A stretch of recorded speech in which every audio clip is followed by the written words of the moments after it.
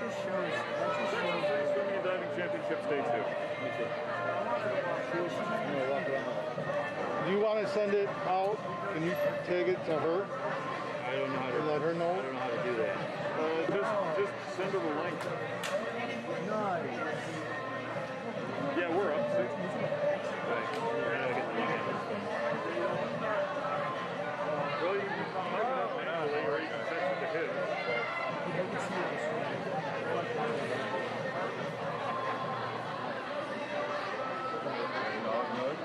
I can text that to you, so you've got the link, or what do you want to do? Oh, it does.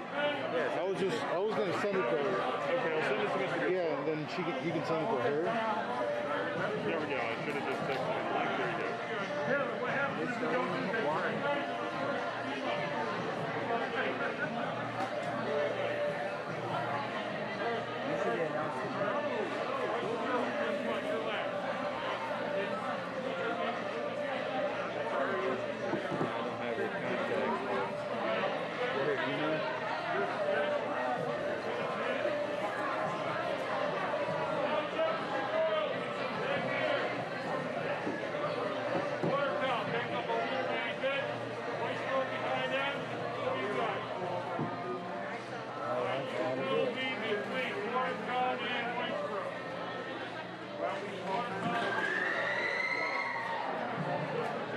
Timers, please put your time ticket. Timers to the timing table, please. Up there, get behind you, Hart.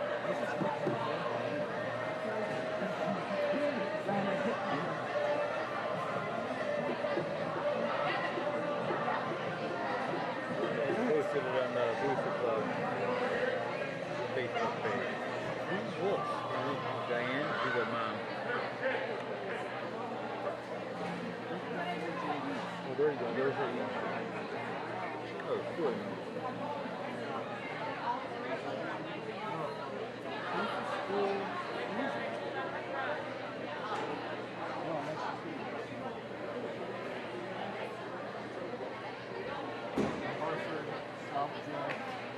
Watertown, nobody else. Where's Mexico? I don't know what Oh, there it is. Yep, she can send it out.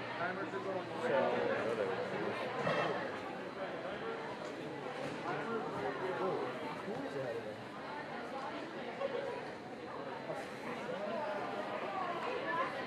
Yeah.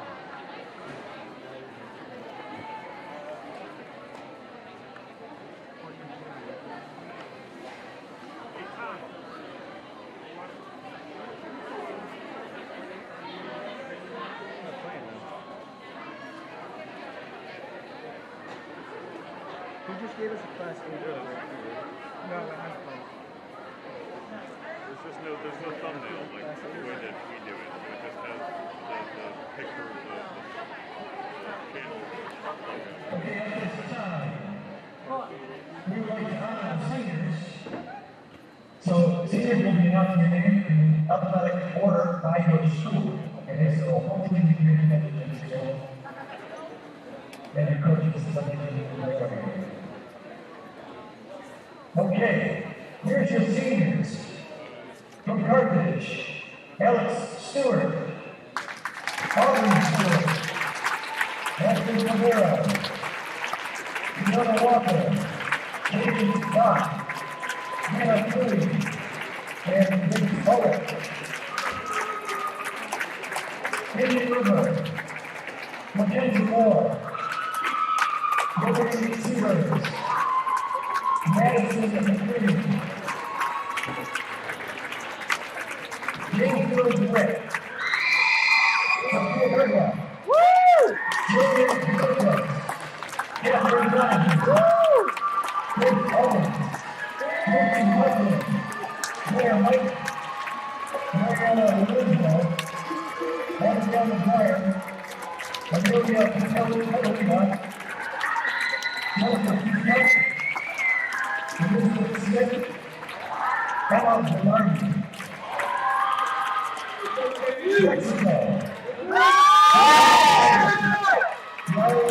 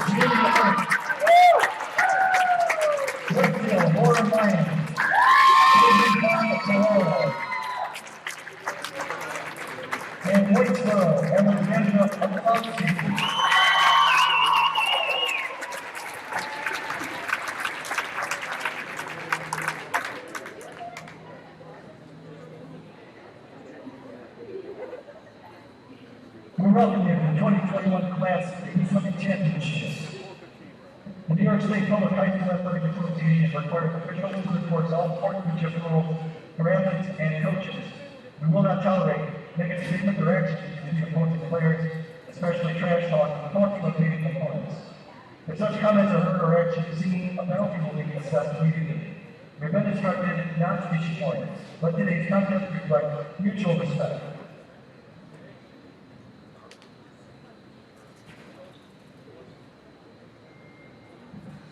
We need the timers for Carthage, New Hartford,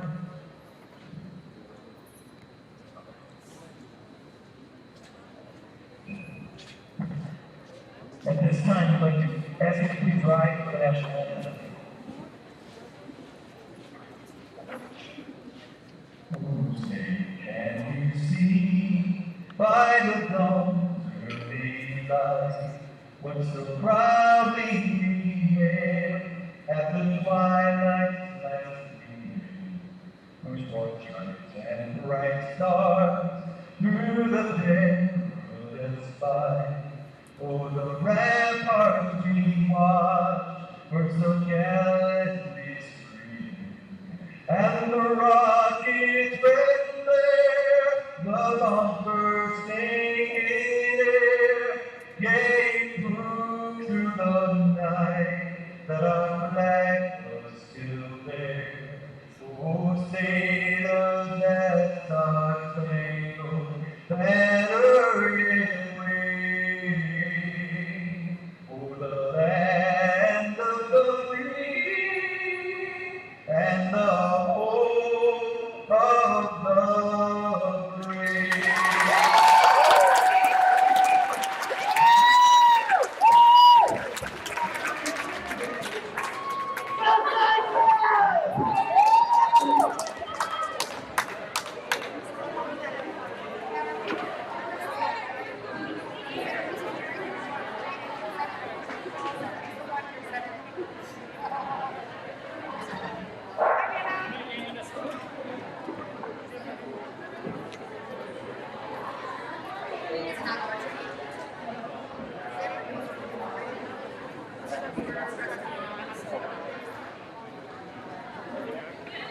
Slowly, the timer for Carthage, please report the timer for Carthage.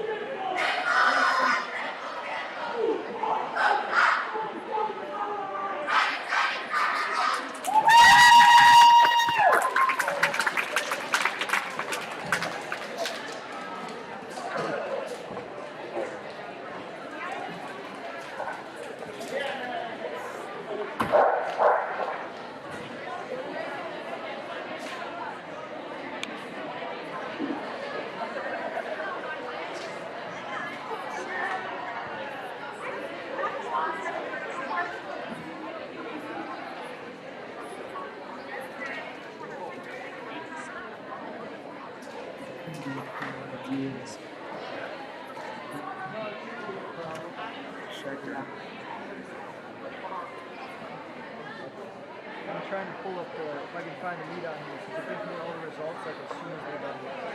So it'll be something that we can talk about. Oh, the link. No, it's like it's like a thing for like swimming where like it's just like as soon as they are done, like It's like a results database that comes in Instagram. Yeah, we've been talking about it all day. Yeah. Get the finals too. No, I don't want anybody to feel close to that. Good thing it is. Okay, you got it. Wait, Bill? Connected? Net two? Yes. Yeah. All day long we kept like starting conversations over here, and then we're like, oh, we want to go to your ball over here.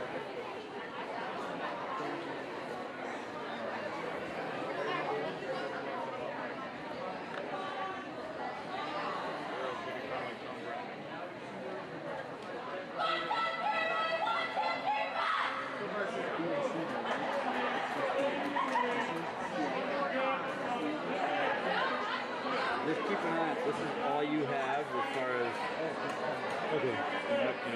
I think here a little bit. I think this is it. I mean, I'm good right here.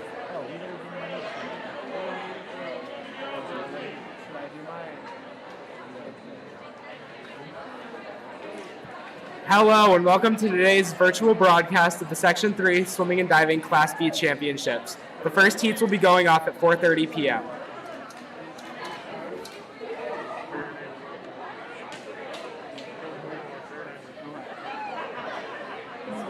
I'm Bobby Deal, And I'm Nate Wells. and we'll be bringing you the broadcast today.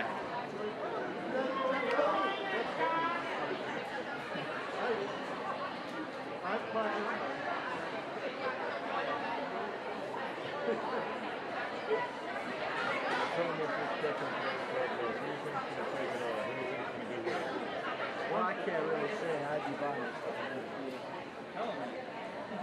Say it objectively.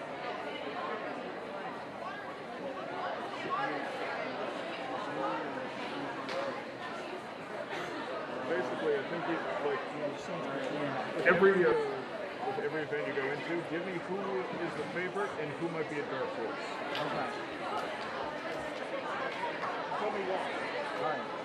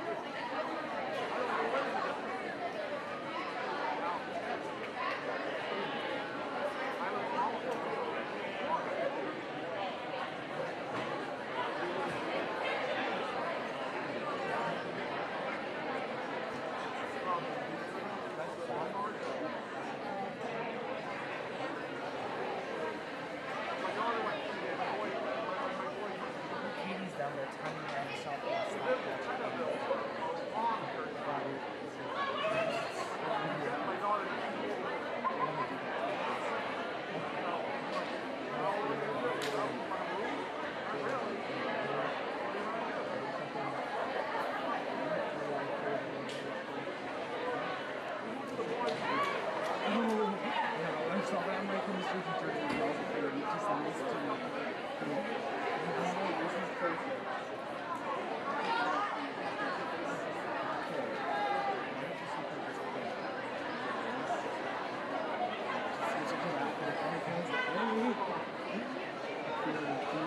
Subsection 3.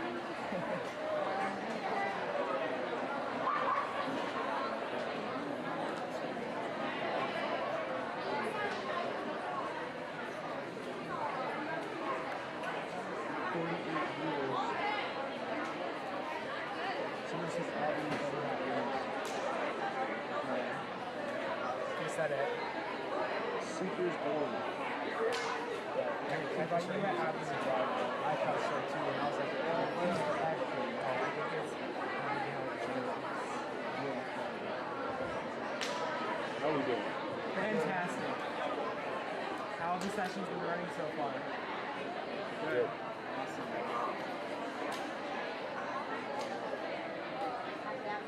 FM1 Class A's again.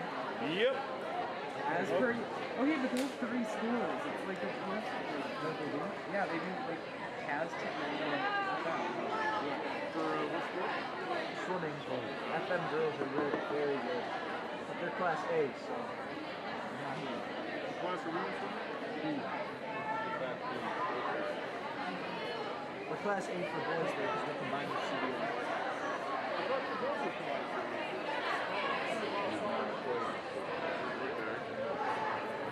Why didn't anyone tell me that last year?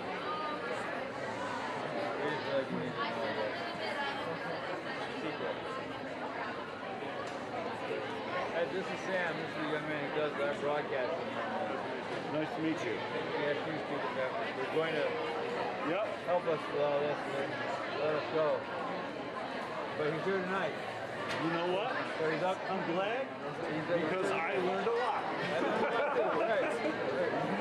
He got us going tonight too. There was a couple of little, you know how it is. Yeah, there's always a glitch. Oswego is take 3. Never win.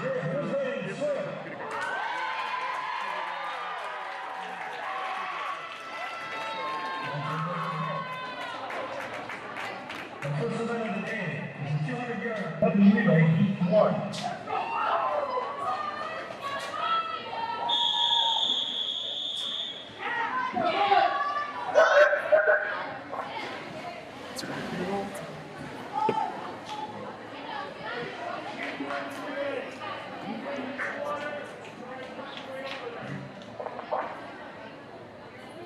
All right, we got a 200 relay coming up. Run us down.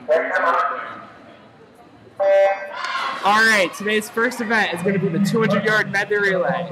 In Heat 1, we have Carthage in lane 3, Oswego in lane 4, and Indian River in lane 5. Oswego is set to take this race home, however, Indian River is seated less than a second behind them. So it could be a close race today.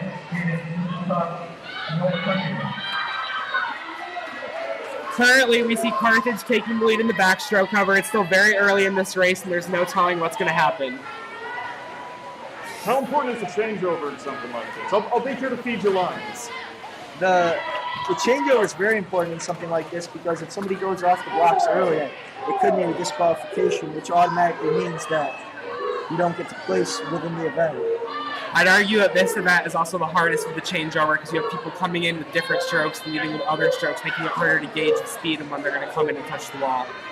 It does look like Carthage, though, had the best changeover, and it's helped them widen their lead just a little bit. Yeah, they have. However, we don't know what everybody's flyer is like yet, so Oswego could pull it out with a flyer going crazy speeds. We don't know.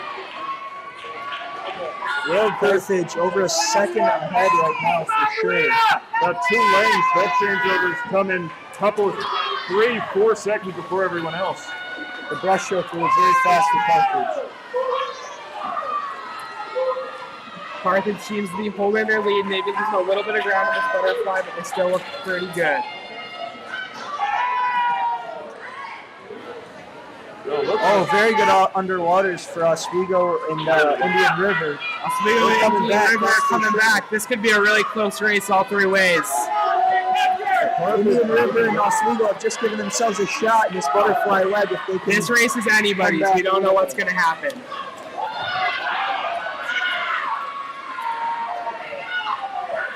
All right, we're seeing Oswego and Carthage pull ahead, with Indian River trailing behind just a little bit. Oh, and a good turn from Oswego. They have a chance to win it. All right, let's see who's going to grab this race and take it home for their team. And it will be Carthage. Oswego will come in second, and Indian River will come in third. Carthage came in first with a time of 2:20.43. And you have to say that was all because of that first person that they had going for them. That won them this race. Yeah, definitely.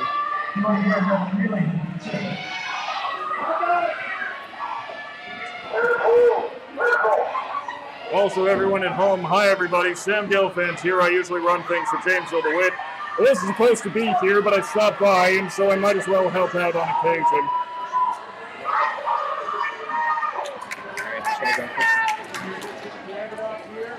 So now we are heading into heat 2 of 3. Lane 1 is West Hill, Lane 2 South Jefferson, Lane 3 Indian River, Lane 4 James DeWitt, Lane 5 New Hartford, Lane 6 Carthage, and Lane 7 Mexico.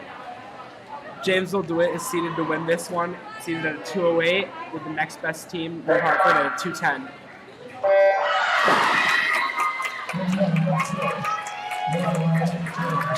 And right off the bat, it looks like Indian River got the best jump to me. Definitely.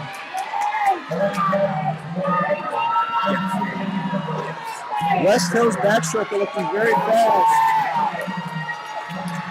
She's out with New Hartford and Mexico for the lead right now. New Hartford, Mexico, and West Hill all coming in pretty close on this first exchange.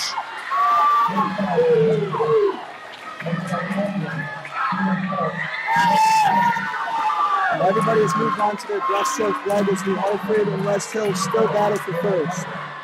West Hill seems to have taken the lead a little bit, however, it is still very close. I'm not really surprised to see West Hill put up a fight here because this is their A relay, which means it's the fastest one that they can do. That being said, they were seeded with the slowest time, so it's really awesome to see them come out as the underdogs. However, they still have 50 left, and we are not sure what's going to At the happen. butterfly changeover, we see West Hill in the lead over New Hartford by a little bit.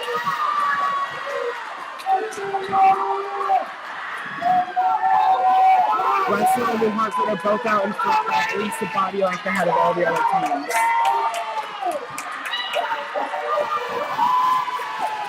It's becoming a two-horse race at this point. Most definitely. New Hartford with a strong butterfly leg is coming back right now. And going into the final leg, New Hartford has taken the lead by about a second. New Hartford definitely has a little less than a body length on West Hill. However, this could be enough to take them to the win.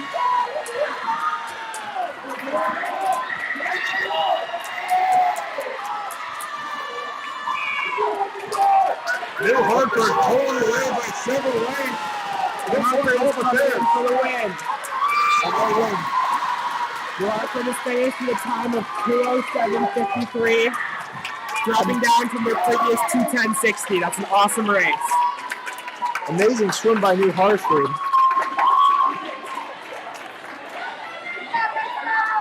And by the way, while we have this opportunity, don't forget, everybody, that we have a live comment section here on YouTube, and we'd love to know your thoughts on today's meet. So feel free to drop by in the comments, tell us what you're thinking, and if you like what you're saying, we might even read it out on the air.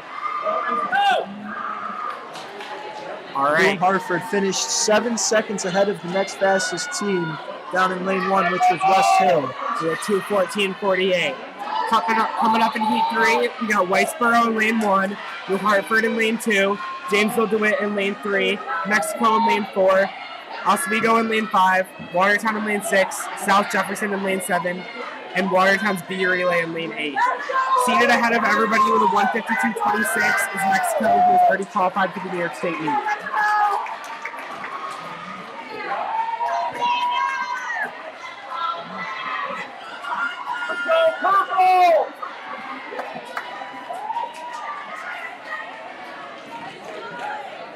So if James DeWitt's already qualified for the state meet, you have to imagine that New Hartford, Or Mexico. Mexico, excuse me. Mexico's already qualified for the state meet. You have to imagine the early advantage goes to them.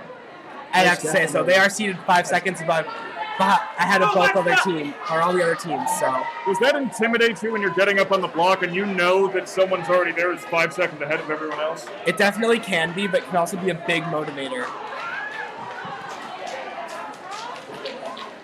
So there's only one way to find out if the other teams will be intimidated or motivated, and that should be coming up in just a moment.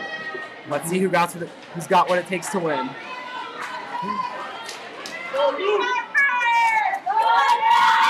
You know, it's like what they say with football, any given Sunday, you know, any given Saturday, something could go wrong in a medley at any point, and Mexico might not be the favorite anymore. You never know. Yeah, definitely. You're only as good as your last swim, so we got to see what happens. Great to see everyone in the comments section. You got supporters of Mexico, Oswego, New Hartford, Jamesville, DeWitt. Don't forget to keep it civil, though. That's important to mention as well. It's a privilege.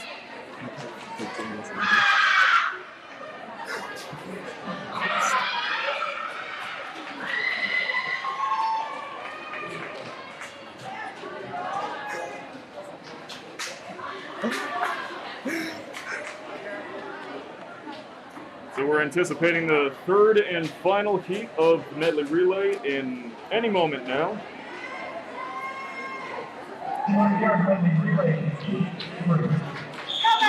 2 close races are also going to be between Jamesville, DeWitt, and Oswego, who are seeded both with 150 seconds, about 1/10 of a second apart. And then New Hartford and Watertown are also seeded with 159s, also about 1/10 of a second apart. Overall, this is going to be a really tight race for everybody. Taking it out off the start is Mexico with a very nice start. Going into the first turn, they will have the lead. It's a narrow one, though. This could be any great for lifting Backstroke. They're still very early. They're right behind Mexico. We have about 4 teams all neck and neck for second place.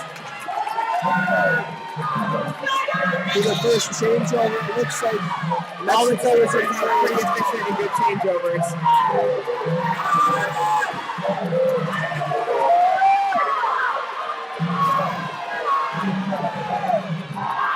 JD and Oswego neck and neck for second right now. Also closing in Mexico just a little bit. Oswego slightly ahead of JD.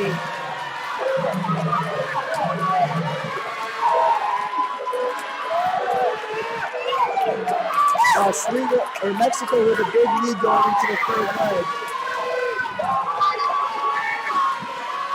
JD seems to be going with Oswego almost neck and neck with Oswego in second place here in Mexico. Oswego had a really efficient turn to pull ahead of Mexico. Oswego is taking first place. However, we saw about neck and neck for first place going into the last leg. And Oswego will be first. Followed by Mexico close behind and JD second behind. Mexico, Oswego, JD. Who would have thought that we'd have a 3-way race right now? Just a reminder to everybody, the state prize of 152.35. With 5 seconds separating them in the seeds, it looks like Oswego is the team that was motivated to win this, and they'll come in first with a time of 150.45. Oswego going crazy right now on the side for the tool house thing. Still, they just beat a state-seeded team. And qualified for states themselves. Congratulations to Oswego for taking it all with a 150.45, and to Mexico for requalifying for states with a 151.90. That's awesome. Excellent performances all around from everyone involved. Third place as well, Jamesville DeWitt, a 153.34. Fourth place, a 156.90 for New Hartford.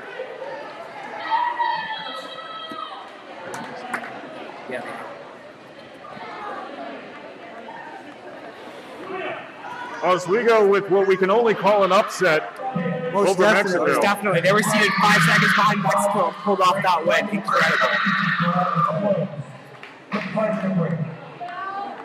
There will now be a 5-minute break. Thank you for joining us here live on YouTube. We'll see you in 5 minutes.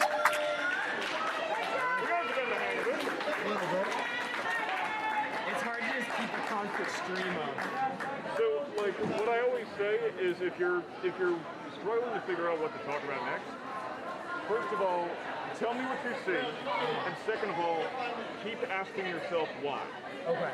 Don't, like, never be satisfied with stopping somewhere. Say, okay, Osneo's in the lead. Why? Because they're faster on this. Why are they faster? Because it's their technique. Why is their technique faster? Well, you see where I'm going with this? Yeah, definitely. Yeah. And then do we want to announce names after the people started or before? Before. As everyone's lining up, that's your time to tell people who's in which That's place. actually a good idea because we were going to do it after, but then everybody's so loud after it starts that it's really hard to get the names. Yeah.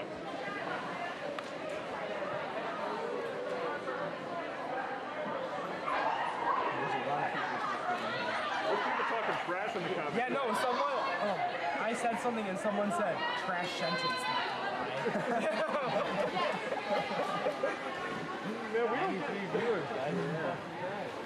Yeah, we haven't had this in basketball. They said Not even our analysts. oh my gosh, somebody said, I bet $75 Mexico doesn't win.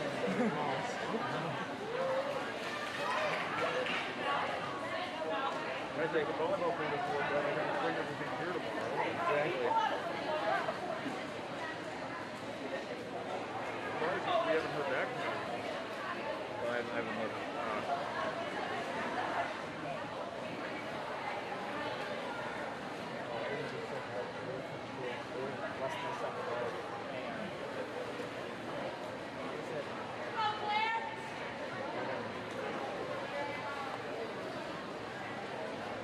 Yeah, they're 0.9 miles. Do you have a hot spot? Oh, wait, no.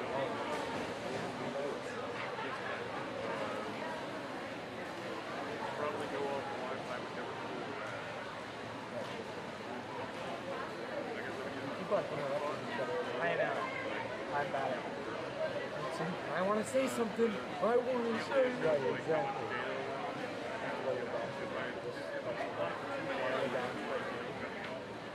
I don't like that.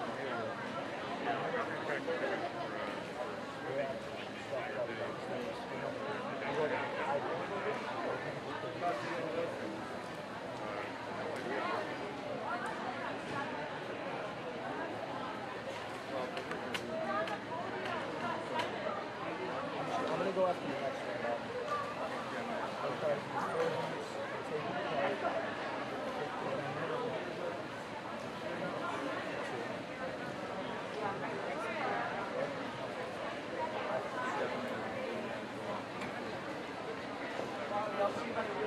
Okay, yeah, please.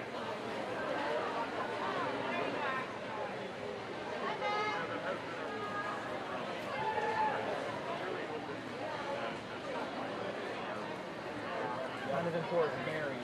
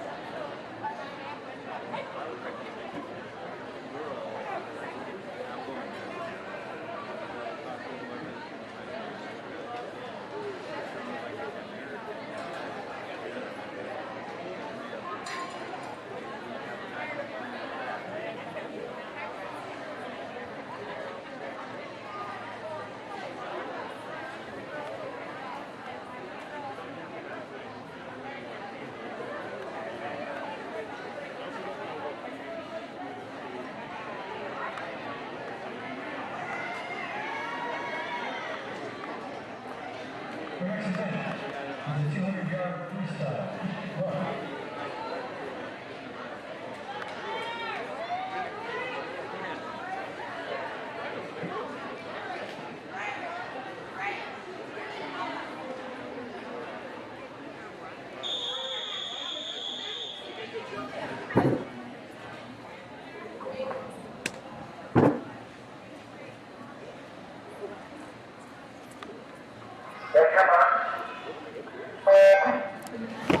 All right, hello everybody and welcome back. This is event 2, the girls 200-yard freestyle.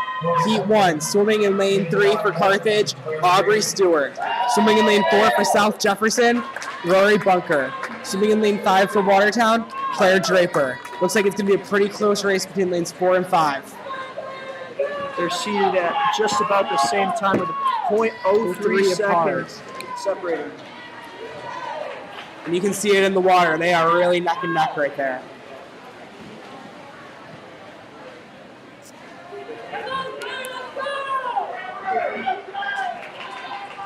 They are both off to good starts. A quarter of the way through the race, Rory Bunker is winning.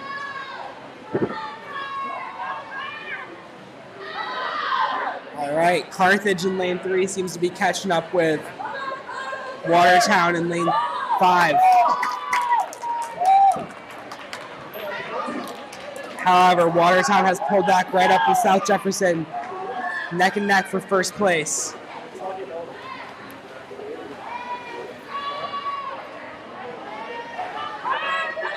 Halfway through the race, and these girls are still neck and neck right with each other. Carthage not too far behind. It truly is anybody's race. One turn can make or break this race. That is true.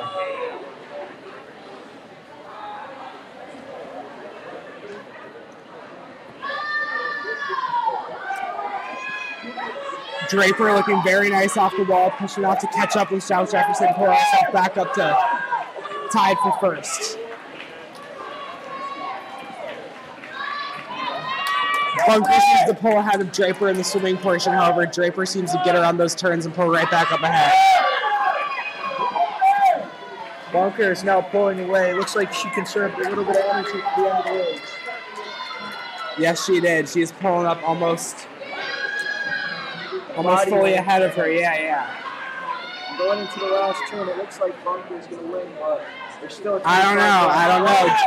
Draper had a pretty good turn off that last wall. Draper has a lot of energy left. She does. Giving herself a shot now to win this race. She is super close.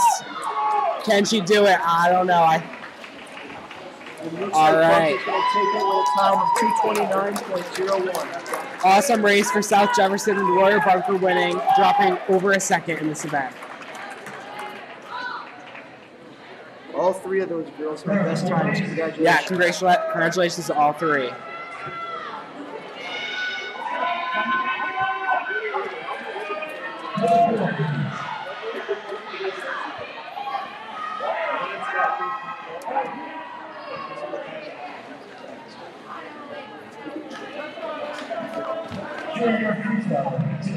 All right, coming up in Heat 2, swimming in lane 2 for Oswego, Emily Canzone. Swimming in lane 3 for West Hill, Nora Fitzgerald. Swimming in lane 4 for Oswego, Brenna Williams. Swimming in lane 5 for James DeWitt, Jillian Dominicos. Swimming in lane 6 for New Hartford, Angelina Iacobucci. And swimming in lane 7 for JD, Emma Paul. Currently, Brenna Williams for Oswego is seated to win this race, seated at 2:26.22. However, Jillian Dominicos from JD is only about a second over that. All these girls' times are within 2 seconds of each other, making this a really close race for everybody. Off the start, Emma Paul taking it out very fast to still have the lead after the first 50. All 6 of these girls really are close in time, and there is no telling what's going to happen in this race.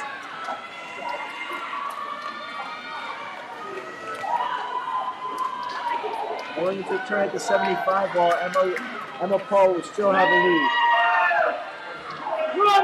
You see Emma Paul really pulling ahead, almost a body length ahead. Right now, her Even kick though is much stronger than the rest of the girls in the field, and I think that's why she's winning right now. Emma Paul is doing fantastic as she was seated at a 2:28.96. but she's beating everybody else. Jillian Dominicos and Angelina Iacobucci are right head and head there for second place.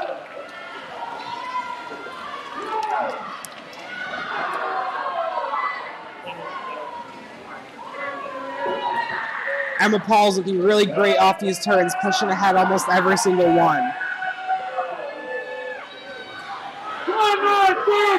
Emma Paul, a surprise leader here. She was seated 2 seconds back from the lead. However, she is absolutely killing it.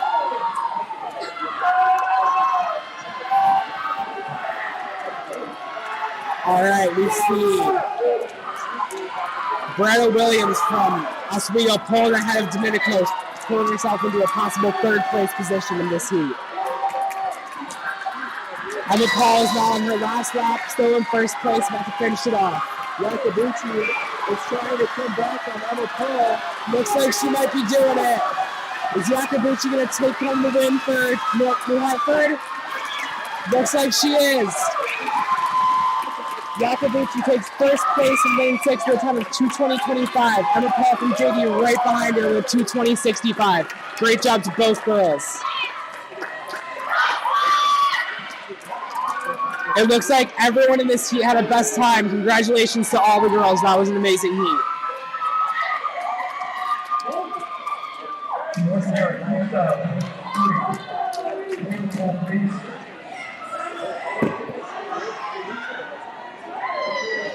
All right, coming up in heat 3, swimming in lane 1 for Watertown, we got Lois Patter. Swimming in lane 2 for New Hartford, we got Hannah Sterling. Swimming in lane 3 for Watertown, we got Adelaide Wire. Swimming in lane 4 for South Jefferson, we have Carly Hughes. Swimming in lane 5 for JD, we have Maggie Lister. Swimming in lane 6 for JD, we have Josie Coyne.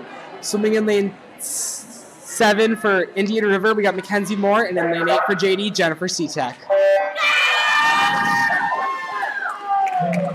Carly Hughes is here to take home this race in South Jefferson with a time of 2:16.80. However, Maggie Lister from JD is seated behind her with a 2:17.49, less than a second behind her. This is going to be a really close race.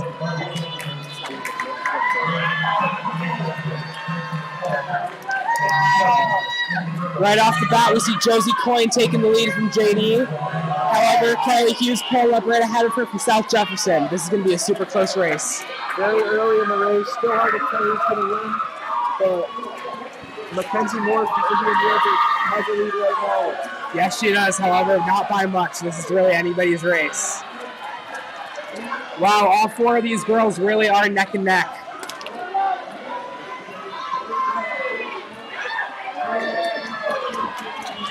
And it looks like Josie. All right, we see Coyne picking it up, taking the lead. Awesome. Josie comes into the 100 wall with a lead. Coming out of the wall with that lead, too. She has pulled just slightly ahead from the other 3 girls from Indian River, South Jefferson, and James LeGouet. Josie Coyne about half a body length ahead. Going into the 100. Will she keep her lead off this turn? Let's see. And she does. And she will extend her lead too off this turn. She is almost a body length ahead of every other girl. Maggie Lister trying to make the chase as she'll try to stay with Coyne. Will she do it? Coyne coming into the last 50 with almost a body length ahead. She is crushing it. A great turn from Coyne, but she'll pull a little bit farther ahead. She still looks like she's got some energy in her. Maggie Lister coming up behind her. Let's see if she has enough to take up the lead. Coyne looking very powerful off that last turn. And a great last turn from Coyne as she heads for home. Lister right behind her.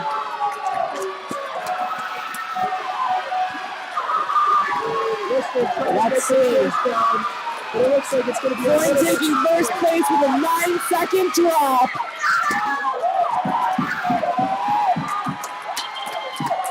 Lister coming in second with a 2:11, dropping almost 6 seconds. And in third place in lane 3, we have Adelaide Ware from Watertown, dropping almost 3 seconds. Great race from all the girls in this heat. You know, it looks like every girl in that heat dropped time as well. Congratulations once again. And in heat 4, the fastest heat in 200 freestyle In lane 1, Abigail Jaros. In lane 2, Isabella Freiberger. In lane 3, Evie Fontana. In lane 4, Sydney DeLapp. In lane 5, Caroline Zida. In lane 6, Sierra Tynan. In lane 7, Alexa Loyancano. And in lane 8, Julia Sassauer.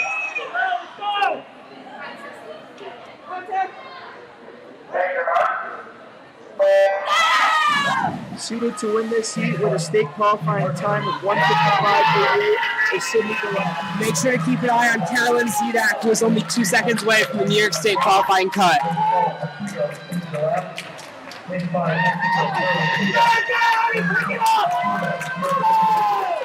All right, taking an early lead is Sydney DeLapp from Oswego. Takes it out very fast and already has developed a body length lead over the rest of the field. This is not surprising as she has already qualified for the state meet. Behind her we have Sierra and Sydney, both from Oswego. I'm sorry, behind her we have Evie Fontana and Caroline Zidak, both from Mexico. And just developing her lead with an extremely strong kick and very nice walls is Sydney DeLapp. Sydney DeLapp is doing great in this race. She has already developed about a 5-yard lead and running halfway through. Just watching this run, you could tell that she has provided the most energy, fastest turnover, and the best kick out of everybody in this field. You see Carolyn Lidak in second place with Evie Fontana not far behind her at third.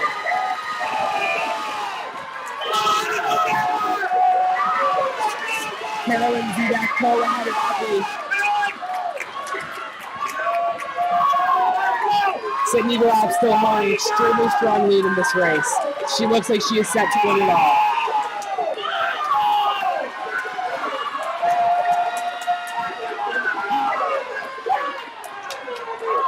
Sydney DeLapp is still far ahead, however, it looks like Carolyn Zidak is coming up far behind her with a real shot at making that state qualifying cut.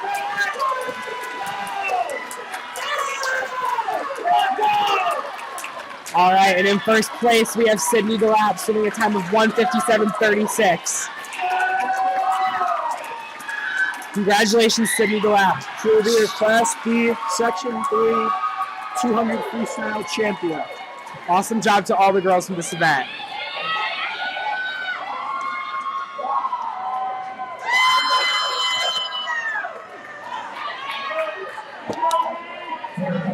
Overall, we saw a lot of great swims over the course of the 200-yard freestyle, and we hope to see that more throughout the rest of the meet. It's very good.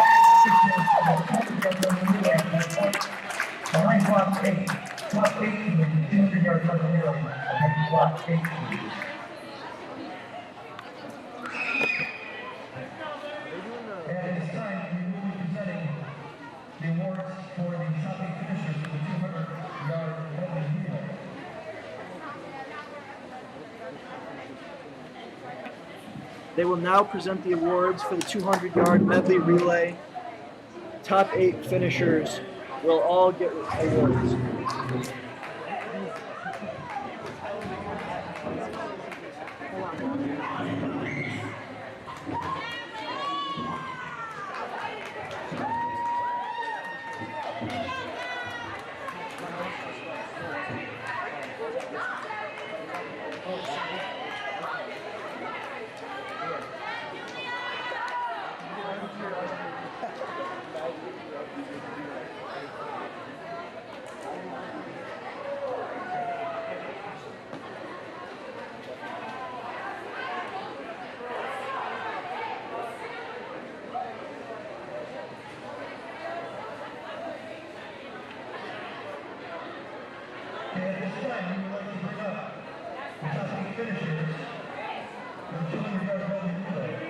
Here come the girls for the top finishes of the 200 medley relay.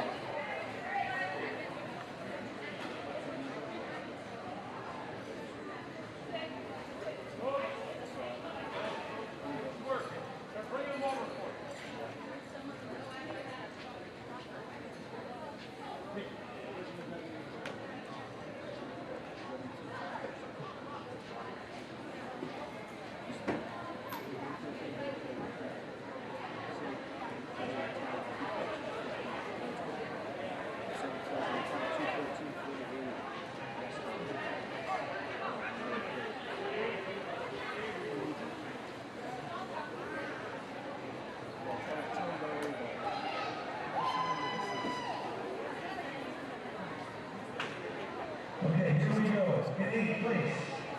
With a time of 2:14.50, Whitesboro, Allison Doya, Hannah Oligarnik, Jonathan Jenner, Danielle Guerrero. All right, here comes Whitesboro out with a time of 2:14.50 in 8th place. All right, in 7th place with a time of 2:14.48, we have West Hill. In 6th place with a time of 2:02.34, we have South Jefferson. In 5th place with a time of 1:59.35, we have Watertown.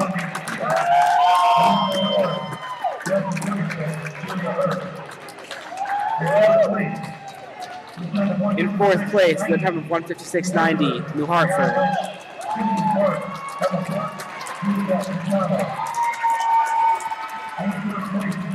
In 3rd place with a time of 1:53.34, Janesville DeWitt.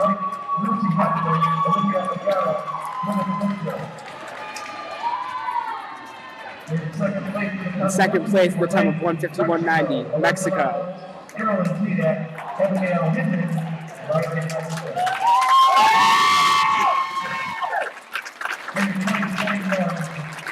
And the 2021 Class 3 Section 3 Class 3 champions with a time of 1:50.45, Oswego.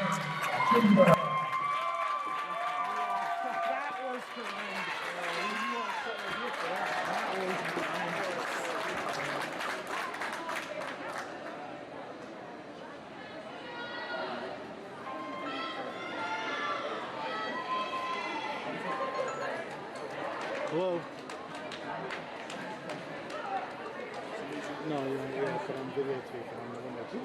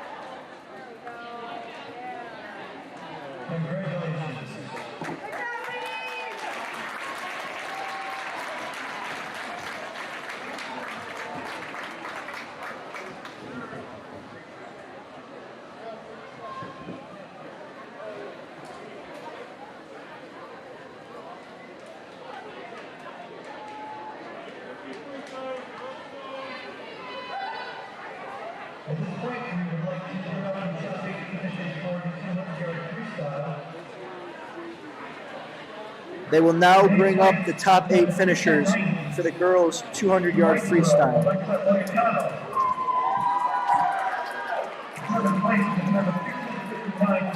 In 8th place with a time of 2:10.90, Alexa Loyacano. In 7th place with a time of 2:10.59, Josie Korn. In 6th place with a time of 2:06.31, Abigail Jaros. In 5th place with a time of 2:04.95, Isabella Freiberger. In 4th place from 2:02.60, Evie Fontana.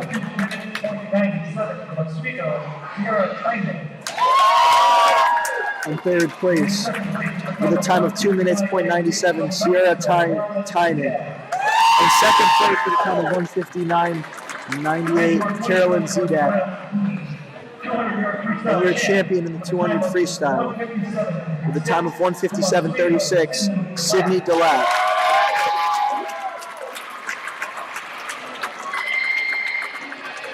Congratulations, ladies.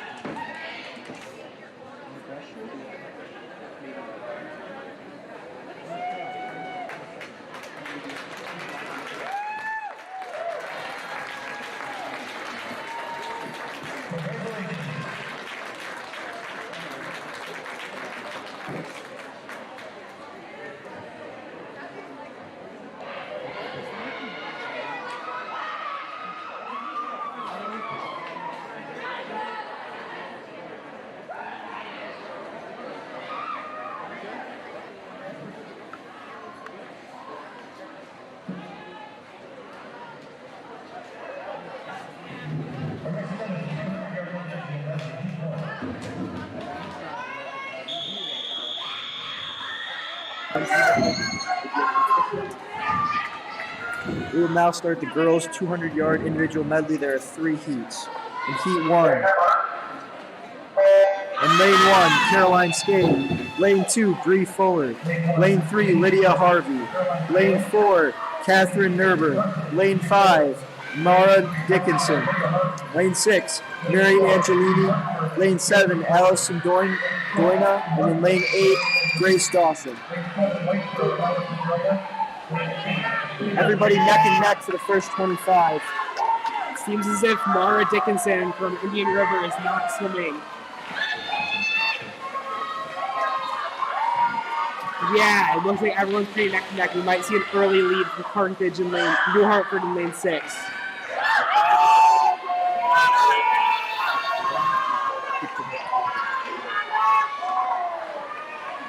Still neck and neck here.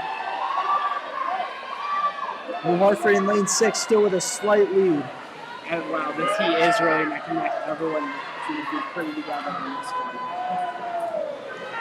It looks like lane 7 from Whitesboro has taken a slight lead here in the backstroke leg. Slight lead, but it is early on. We don't know what any of these girls can do in breaststroke. That's true. Lane 2 also coming up on it. Bree Fuller from Carthage. They say breaststroke can make or break your IM. Let's see who can make it here.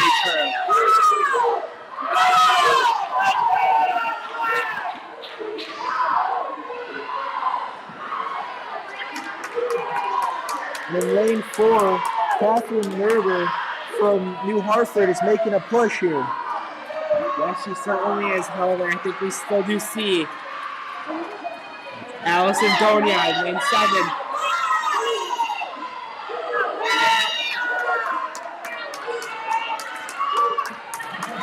And New Hartford in lane 4 has taken a slight lead over Whitesboro. This is definitely going to be a tight race between the 2 ladies up in front.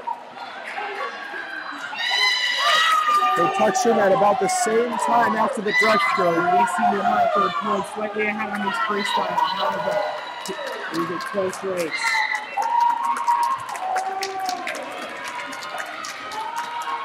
And Allison Doina from Whitesboro looks like she's taking a slight lead. Definitely had a better turn that got her a little bit of edge on this race. And she looks like she had a little bit of energy left with a very strong kick and fast turns are coming home. We look down between 1 and 6 are super tight on this. Same with 2, 3, and 8. This is going to be a close race for those guys. Finishing in first place for this heat in lane 7 with a time of 2:43.72 is Allison Doina.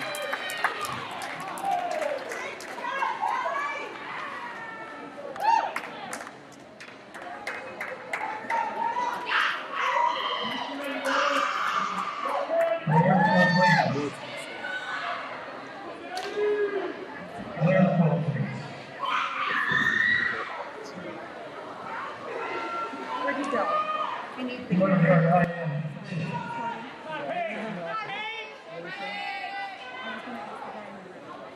Mr. Goodson.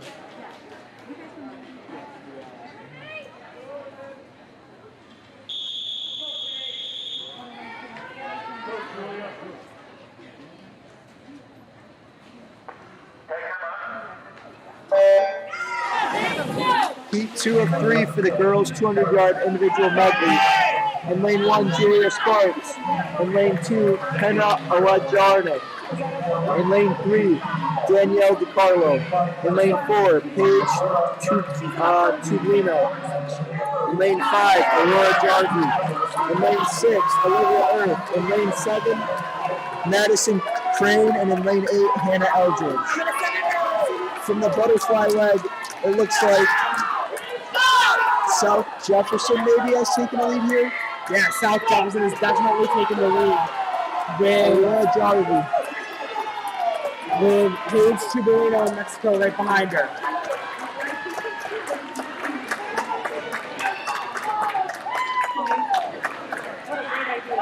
And almost a body length lead coming off that turn. She had an incredible turn, but now the Mexico is pulling up on her.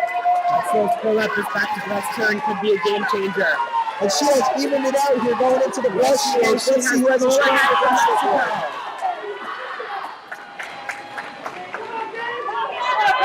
Once again, breaststroke really can make or break this race, so we want to see what still has to happen.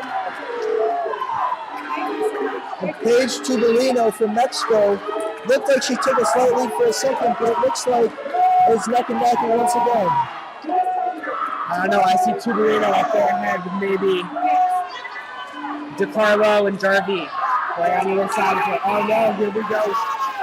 Mexico and South Jefferson in these 4 and 5 really neck and neck on the back half of this breaststroke. I think it's really going to come down to the freestyle race. Who has that last bit of energy to really push through the middle. And very similar split times for that breaststroke.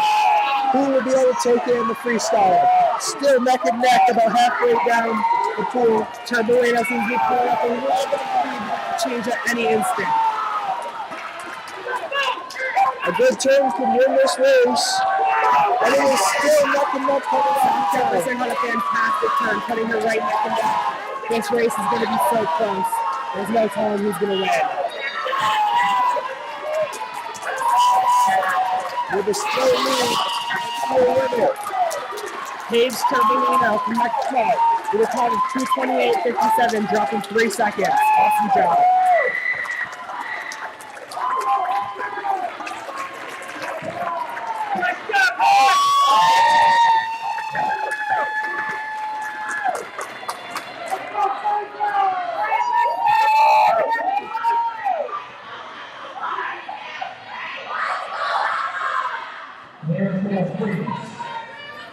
And for heat 3 of the girls' 200-yard individual medley, this is the last and fastest heat.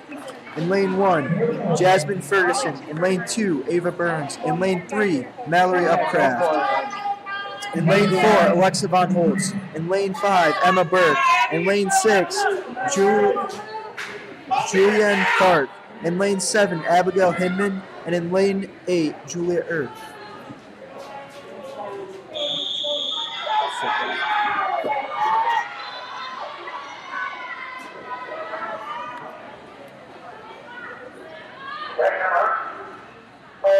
The clear favorite to win this race is Alexa Von Holtz from Mexico. However, her and Emma Burke from New Hartford have both qualified for the New York State meet. The qualifying time for the meet is a 2:12, so we'll see who makes it. Coming out very strong in the butterfly, as we expected, Alexa Von Holtz. We do know that butterfly is her stroke along with Emma Burke.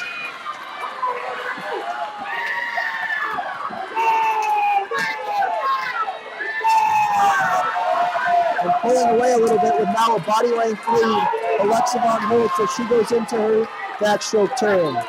Definitely, she really doesn't have a weak stroke. That's true.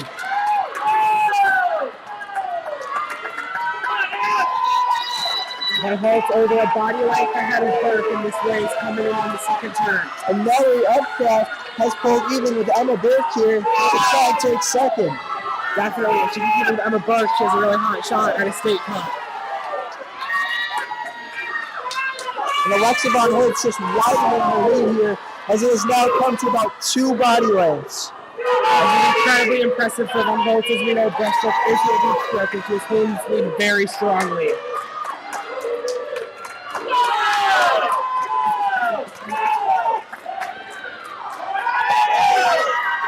Von Holtz is coming in for this final 50 of freestyle, very much ahead of the other swimmers. Burke and Upcraft in lanes 3 and 5 are coming in pretty even. It'll be interesting to see what happens next. And Upcraft may have a slight lead here going into the freestyle. Upcraft also has a very good shot at making the state cut, depending on how this 50 freestyle goes.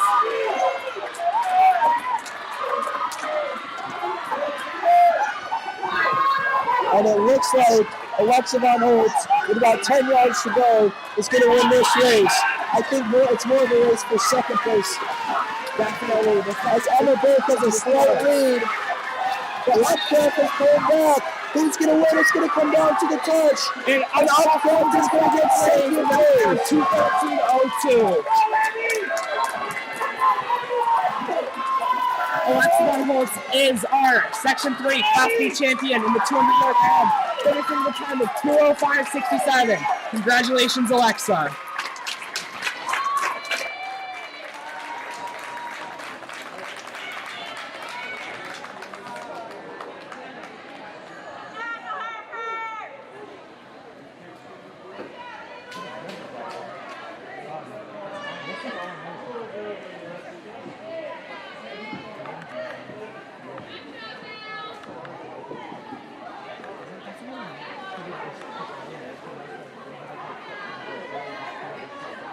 Our next event is the 50-yard freestyle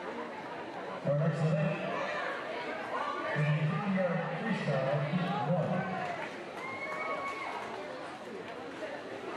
1. All right, this is event 4, the girls' 50-yard freestyle, heat 1 of 4. Swimming in lane 2 for JD, Ava Moan. Swimming in lane 3 for New Hartford, Gabrielle Porter. Swimming in lane 4 for New Hartford, Rory Kolek. Swimming in lane 5 for South Jefferson, Savannah Hodges. Swimming in lane 6 for South Jefferson, Lauren Edgar. Swimming in lane 7 for Mexico, Ali Magro. The 50 is the shortest race of this meet. Therefore, it is going to be the hardest to hit because every single move matters. One mistake can cost you the entire race, and that's why you see for most of these heats, it'll most likely be neck and neck for the entire race. Definitely. 5 of these 6 girls are seeing 29. And coming into the wall, First from New Hartford, who comes 29.02, is Rory Call.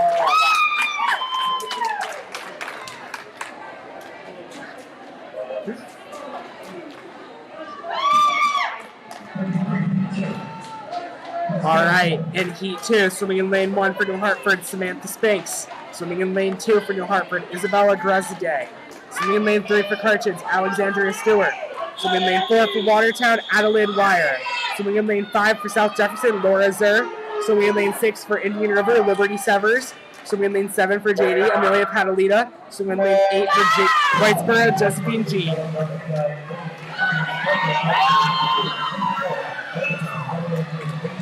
as we expected, neck and neck once again going into the turn. However, we see maybe a slightly influence 4 and 5. But nothing significant. Nothing significant. This race is anybody's. All right, we're seeing Laura Zer from South Jefferson, Paul Head looking to take the lead. However, all right, and we see From Watertown, Madeline Weir from Watertown finishing first place with time 28.05. Awesome job, ladies. All right, in Heat 3 from lane 1 from Watertown, we got Nina Colello. In lane 2 from JD, we got Bianca Wales. In lane 3 from South Jefferson, we got Julia Garvin. In lane 4 from New Hartford, we got Ellie Smith. In lane 5 from West Hill, we got Lori Moynes. In lane 6 from Carthage, we got Samantha Carter. In lane 7 from New Hartford, we got Maggie Real. And in lane 8 from JD, we got Mariana Lorenzo.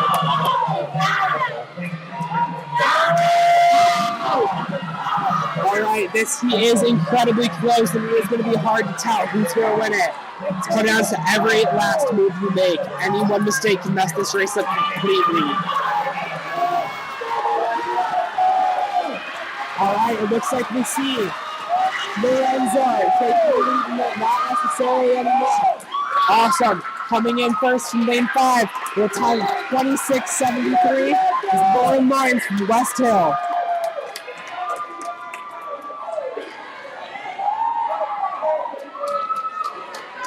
Alrighty, and in Heat 4, the final heat, swimming in lane 1 for JD, we have Olivia. Lane 2 for Watertown, Mallory. Lane 3 from Whitesboro, Sienna. Lane 4 from Oswego, Grace. Lane 5 from JD, Gwen. Lane 6 from South Jefferson, Emma. Lane 7 from Oswego, Jocelyn. And lane 8 from Oswego, Mackenzie. The state cut in this event is a 24.84. We got Gwen Lister less than a tenth of a second away, with Grace Wing from Oswego already having qualified.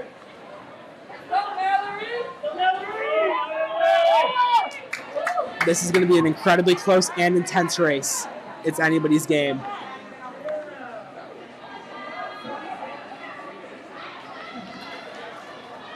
this race is really going to boil down to who makes less mistakes throughout the course of this race. Not even who makes less mistakes, but who is perfect. In this race, you need to have everything perfect.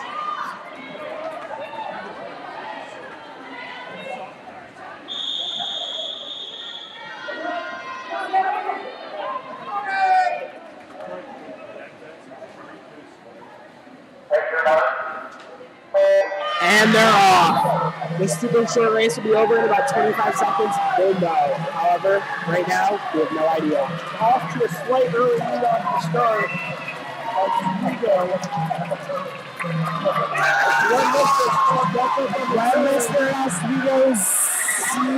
Oswego's Grace Wing, neck and neck. Grace Wing calling ahead, probably taking the lead. However, with a time of 24:36. Congratulations on Grace Wing to re-qualifying for the state meet. Congratulations to all girls. Grace Wing will be our Section 3 Class B 50 freestyle champion with a time of 24:36.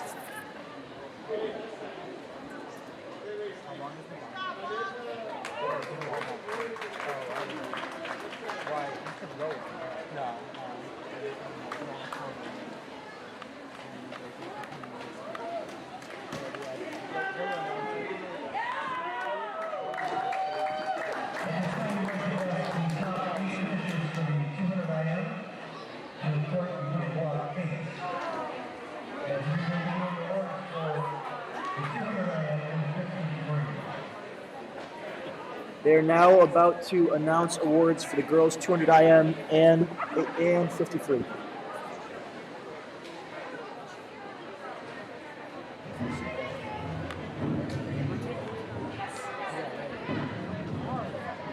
So good about Shannon.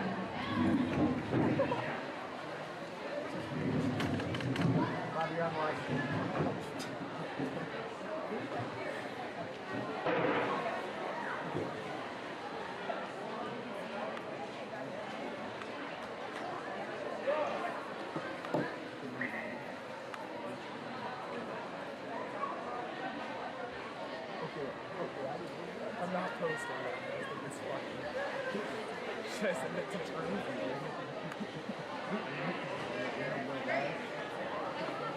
Is he the one who got in the fight? Yeah.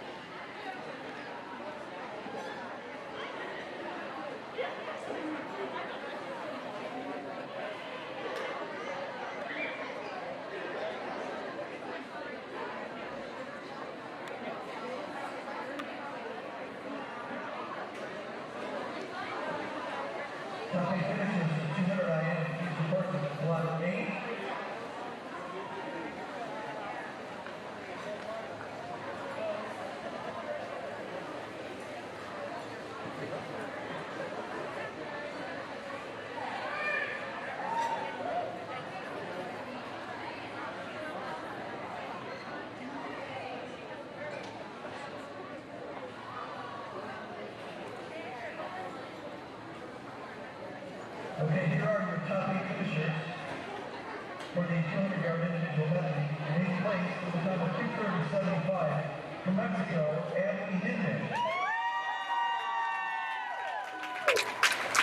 and Your top 8 finishers for the girls 200 individual medley are in 8th place from Mexico with a time of 2:30.75, Abigail Hinman. In 7th place with a time of 2:29.24, Aurora Jarvie. In 6th place with a time of 2:28.81, Johan Park. In 5th place with a time of 2:28.57, Paige Tubolino. In 4th place with a time of 2:24.61, Ava Bergs. In 3rd place with a time of 2:13.50, Emma Burke. In 2nd place with a time of 2:13.02, Mallory Upshaw. and your girls Section 3 Class B champion for the 200-yard individual medley with a time of 2:05.67, Alexa Von Holtz. From Mexico, Alexa Von Holtz.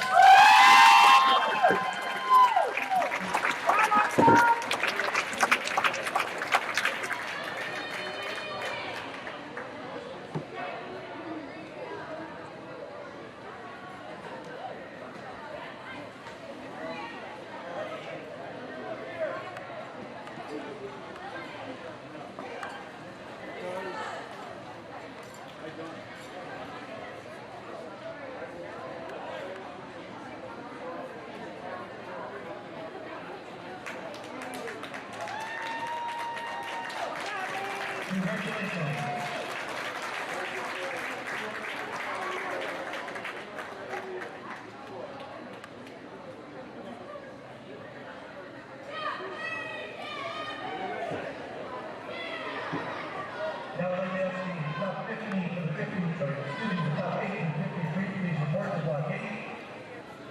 And we'll bring up the top 8 and 53 at this time.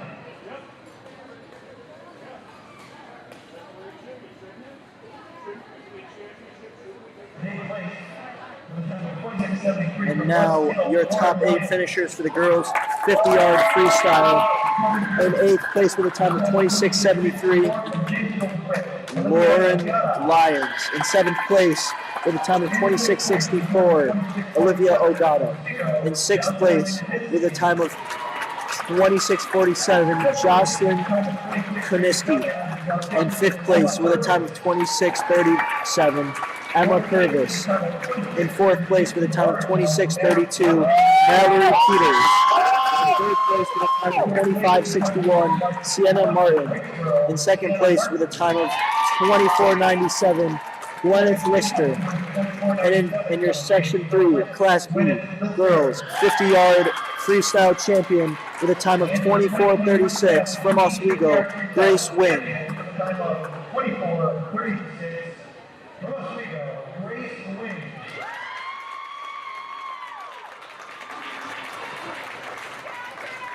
And also in the New York State time.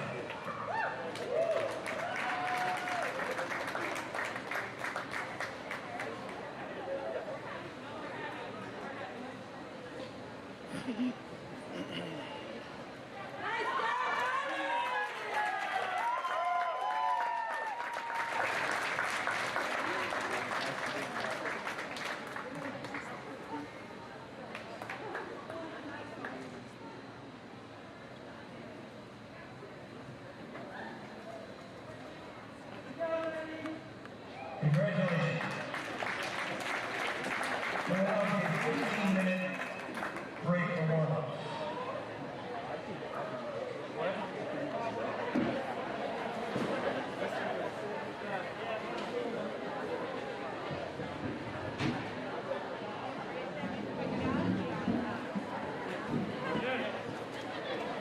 Competition pool is available for warm-ups.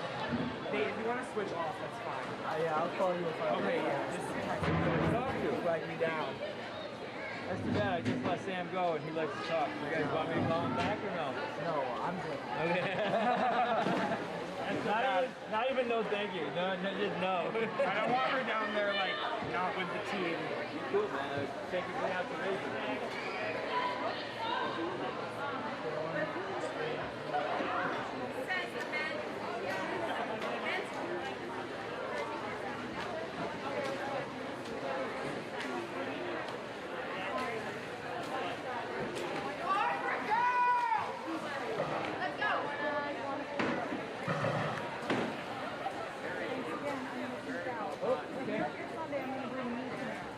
Oh, I'm going to do this. We're not sitting in there. Okay.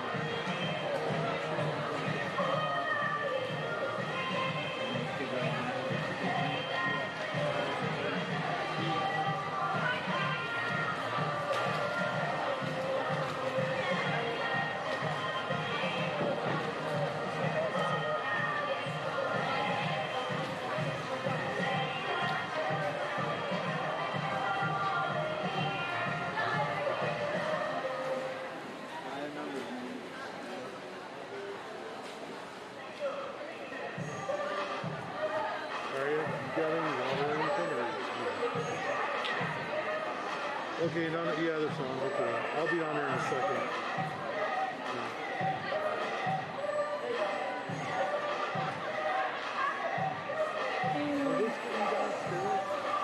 This way. To the lobby. I'm not sure that. I'm just not sure that takes it.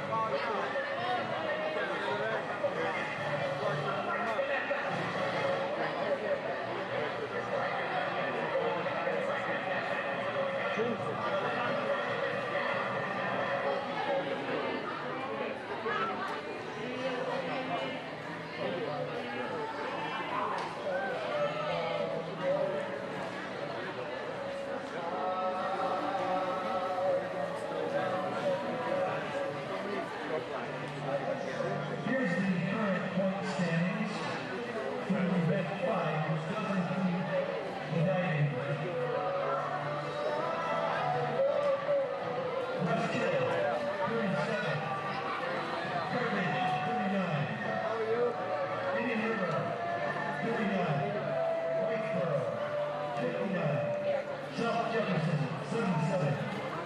Watertown, 99. New Hartford, 118. James Witt, 123. Oswego, 141. Garcia, 156. And North Atlantic, 5.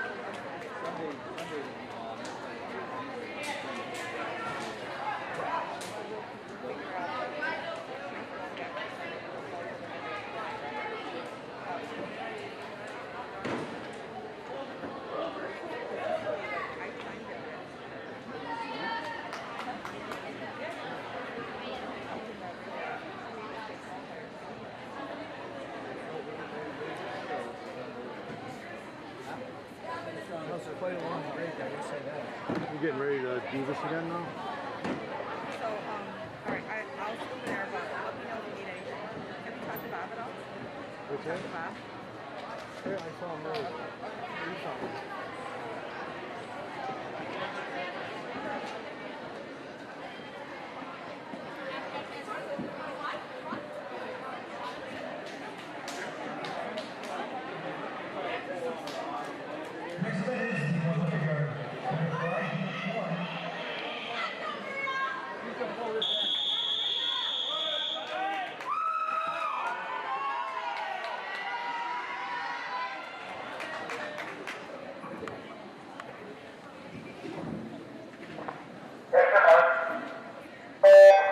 We are now starting the girls' 100-yard butterfly. In this heat, they have 4 swimmers. In lane 3 from Mexico, Ali Margot. In lane 4 from Watertown, Maria Williams. In lane 5 from JD, Elizabeth Smith. And in lane 6 from Carthage, Fiona Walker. After 25, Fiona Walker looks like she has a lead over everybody else, and she does. It's about a body length right now, but it's still early, so you never know what can happen.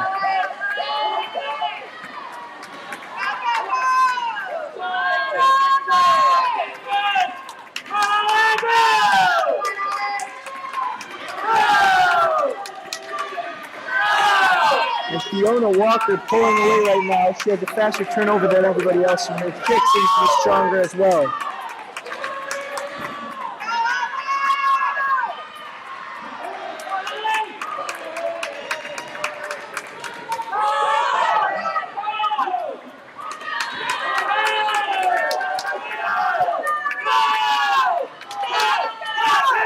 Elizabeth Smith making a slight push to try and catch it, but it's going to be too late. As Fiona Walker will win with a time of 1:14.56. Congratulations.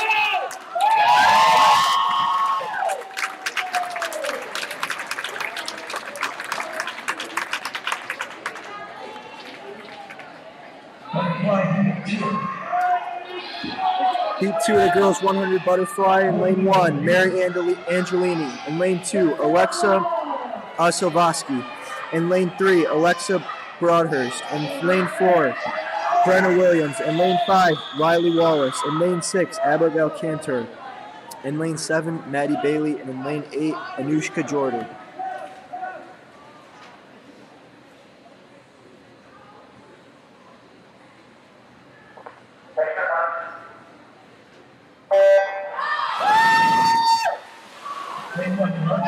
Seated with the fastest time in this event, it's Brenda Williams from Oswego. But it looks like off the start from New Hartford, Abigail Cantor will take the lead.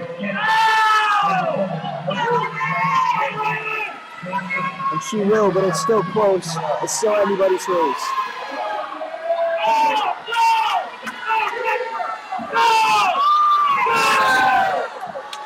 And Riley Wallace has pulled even and now passed New Hartford. She has come on very strong in this last 50. Will she be able to finish the race the same way? Going into the last wall. Riley Wallace comes out with a slight lead.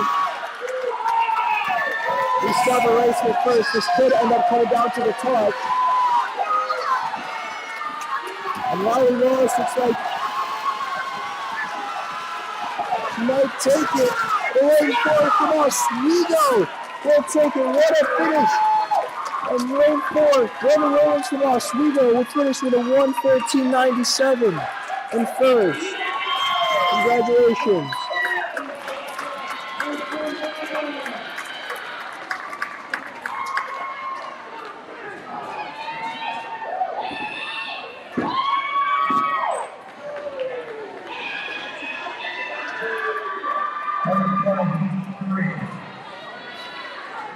Now heat 3 of 4 for the girls' 100-yard butterfly. In lane 1, Josephine Jenny. In lane 2, Elisa Nicole. In lane 3, Lillian Johnson. In lane 4, Jocelyn Konuski. In lane 5, Subine Park. In lane 6, Victoria Noon. In lane 7, Samantha Spinks. And in lane 8, Danielle DeCarlo.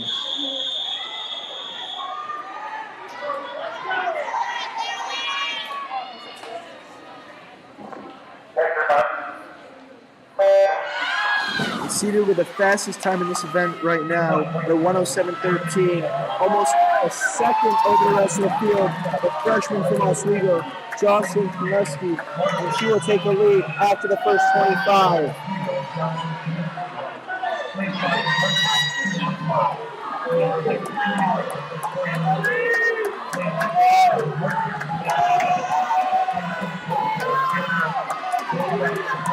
A body length lead. Over a body length lead for Konuski. And she is pulling away from everyone here. Going into the last wall, she will have the lead by well over a body length. But it's still anybody's race for second place.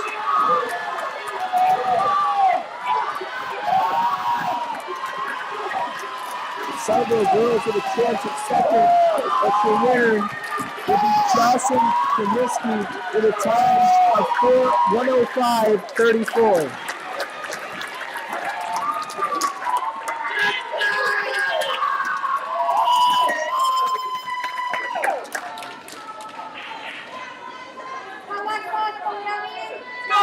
In lane 4 of the last and fastest heat of the 100-yard butterfly in lane 1, Ava Burns. In lane 2, Jasmine Ferguson. In lane 3, with the New York State qualifying time, Grace Wynn. In lane 4, from Mexico, also with the New York State qualifying time, Alexa Von Holtz. In lane 5, also with a New York State qualifying time from New Hartford, Emma Burke. In lane 6, Abigail Hinman from Mexico. In lane 7 from JD, Olivia Ogata. And in lane 8 from JD, Sophia Beblo. Right now, seated with the fastest time by over 2 seconds with a 55.40 is Alexa Von Holtz. But as you can tell, with 3 state times in this event, anybody could win.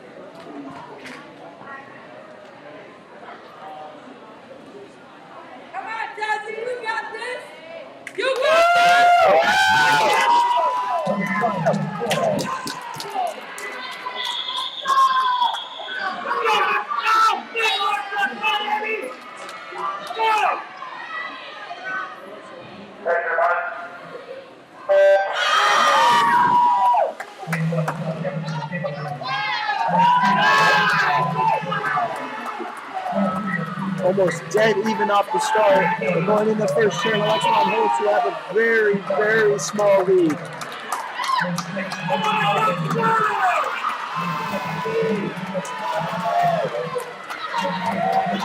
Alexa Von Holtz pulling away from this field here. She has nearly a body length gap coming off the halfway wall. But we still have a race for second. Both Grace Ring and Emma Burke even for second with a chance to win it. If they can pull it off in the last 25, Alexa Von Holtz pulling away still from this field. An incredible swim for her. And she will win it with a time of 56.56. And Emma Burke will take second with a 59.19. Congratulations, ladies.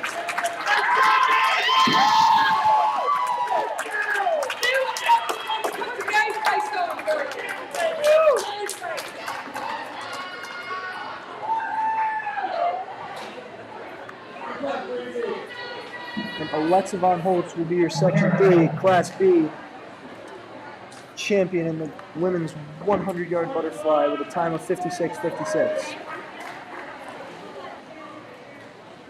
Event 7 is the 100-yard freestyle. We will now begin the girls' 100-yard freestyle. There are 3 heats of this event. In lane 1 from Carthage, Samantha Carter. In lane 2 from JD, Lila Struff. In lane 3 from New Hartford, Alex Freytag. In lane 4 from Indian River, Liberty Severs. In lane 5 from JD, Emma Patalia. In lane 6 from JD, Ava Moen. In lane 7 from South Jefferson, Lauren Edgar. And in lane 8 from West Hill, Ava Dykes. Halfway through this race, and Ellie Smith was leading, and now it is about even through the whole field. This race is going to come down to a touch. Multiple girls with a shot at winning it. And your winner of this heat from lane 5 with a time of 104.01, Emma Patalia. Congratulations.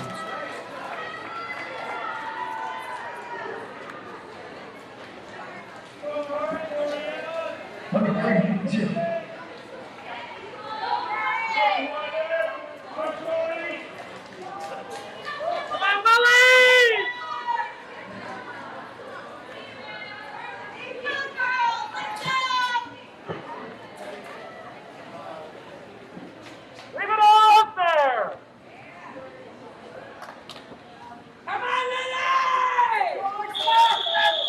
In Heat 2 of the girls, 100-yard freestyle. In lane 1, Rory Kolek.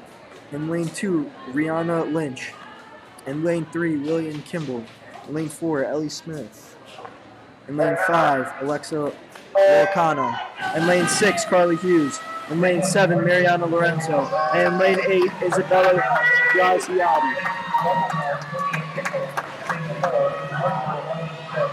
It looks like lane 8 is not here to swim for this race. But after 25, it is still about dead even.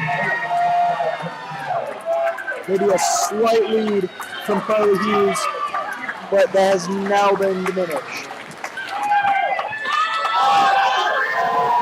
And with a great wall, Ellie Smith has taken the lead and will continue that into the 75 ball. 3/4 of the way through the race,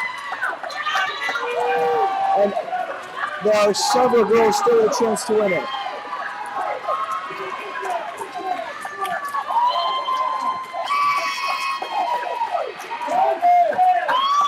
And your winner with a time of 58.15 in lane 2 from New Hartford, Rihanna Lynch.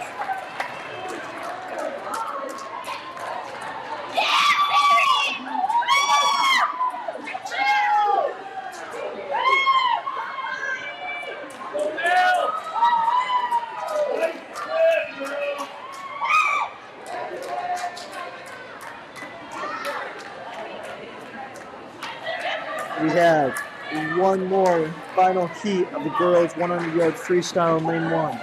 Claire Height. In lane 2, Mallory Peters. In lane 3, Sienna Martin. In lane 4, Sydney Delap.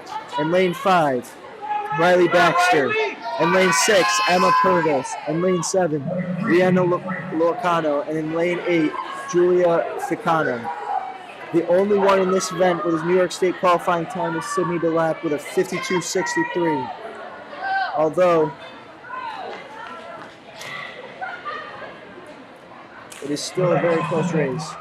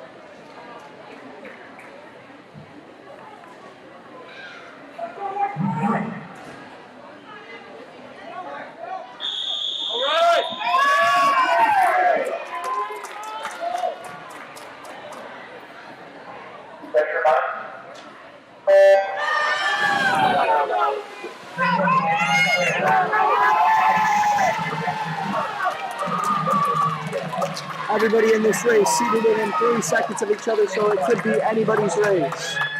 Sydney Delap out very fast and she will take it after the first turn. Halfway through the race, it looks like Sydney Delap is still going to be leading with Riley Baxter in second. Several girls with a chance to take second place. It looks like Sydney Delap, who takes it through the 75 wall, has the best shot at winning.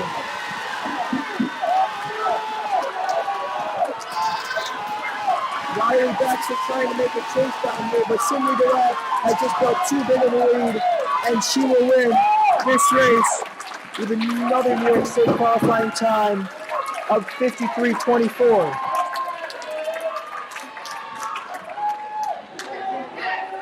And Sydney Delap will be your Class B Section 3 champion in the girls 100-yard freestyle. Good job, Riley!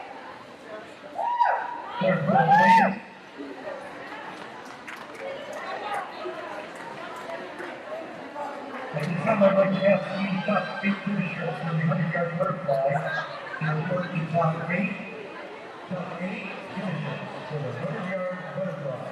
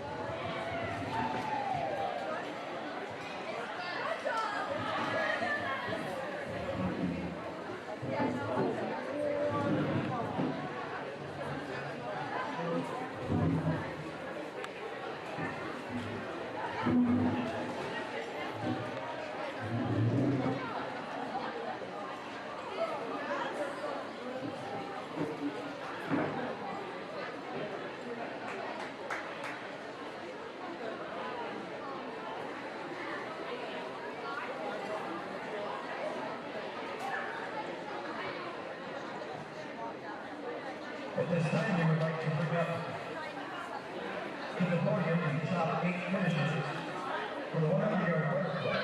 They will now present the awards for the girls 100-yard butterfly. From the time of 105.34 from Oswego, Jocelyn Kaniski.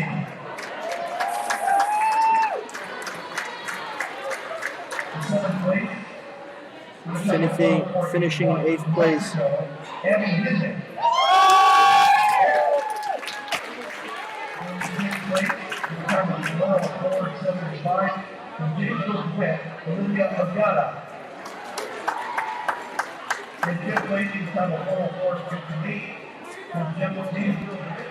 Sorry about that. In 8th place with a time of 105.34, Jocelyn Kaniski. In lane 7 with a time of 104.81 from Mexico, Abigail Holman. In lane 6 with a time of 104.75, or in 6th place with a time of 104.75, Olivia Ogata. In lane 5 with a time of 104.58, Sophia Bebla. In 4th place with a time of 103.58, Jasmine Ferguson. In 3rd place with a time of 59.55, Grace Wing. In 2nd place with a time of 59.19, Emma Bird. And your Class B, Section 3, 100-yard butterfly champion with a time of 56.56, Alexa Von Holtz.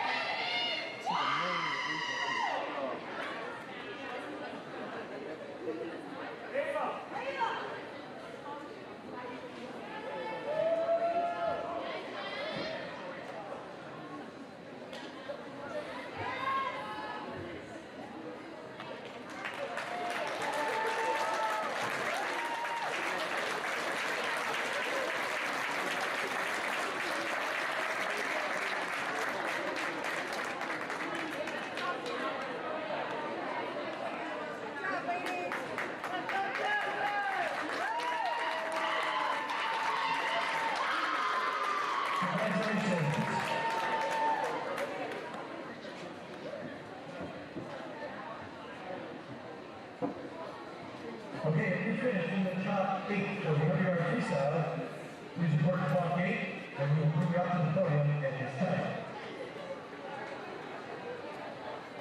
The Sweeto coach.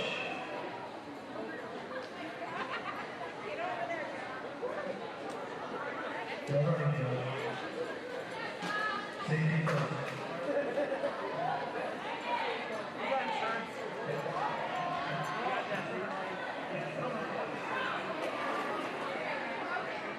Okay, good? Okay. Here's the top 8 finishers for the 100-yard freestyle in 8th place with a time of 57.75 from Watertown, Mallory Peters.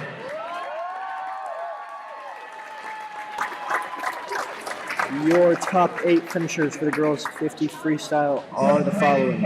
In 8th place with a time of 26.73, Lauren Lyons. And in 7th place with a time of 26.64, Olivia Ogata.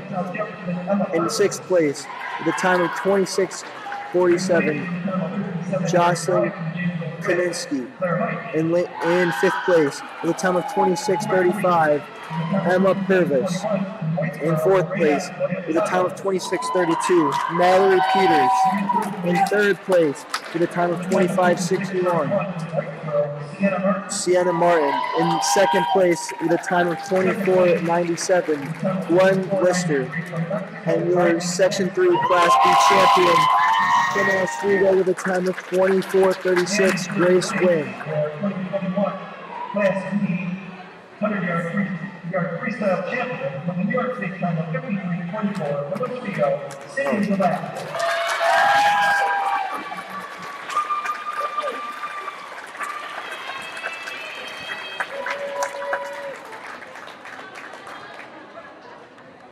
Bobby.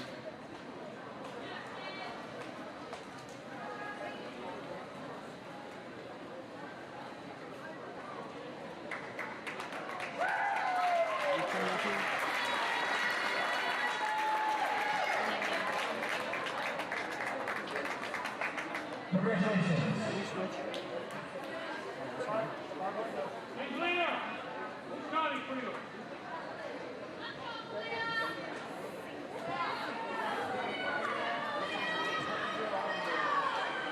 Our next event is the 500-yard freestyle, heat 1.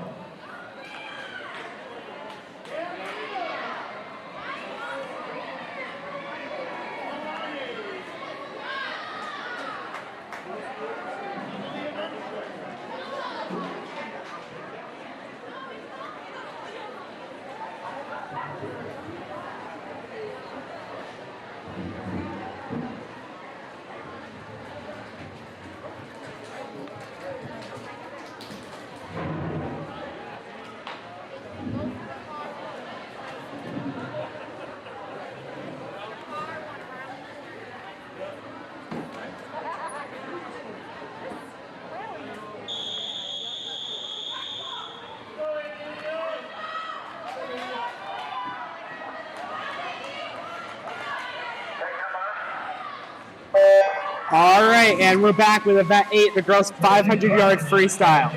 There are 3 heats into this event. In heat 1, lane 2 for Carthage, Ashley Favero. In lane 3 for Mexico, Lydia Harvey. In lane 4 from West Hill, Nora Fitzgerald. In lane 5 from Oswego, Malia Upcraft. And in lane 6 from New Hartford, Angelina Yakabuchi. All right, we see Yakabuchi pulling ahead with a slight lead. However, this is the longest race of the meet, and that doesn't mean much at this moment. For this race, you really got to be long and strong and hold that pace tight. It looks like lane 4 and 5, Upcraft and Fitzgerald, are going to be super close, both seated at 6:38, about half second apart. And then Lydia Harvey of Mexico is following behind them by just about 2 seconds. All right, we see Yakabuchi and Upcraft in lane 5 and 6, starting off pretty strong, neck and neck together, coming into the 100 turn. We see Upcraft slightly pulling ahead. However, once again, this is a super long race and nothing can be determined yet.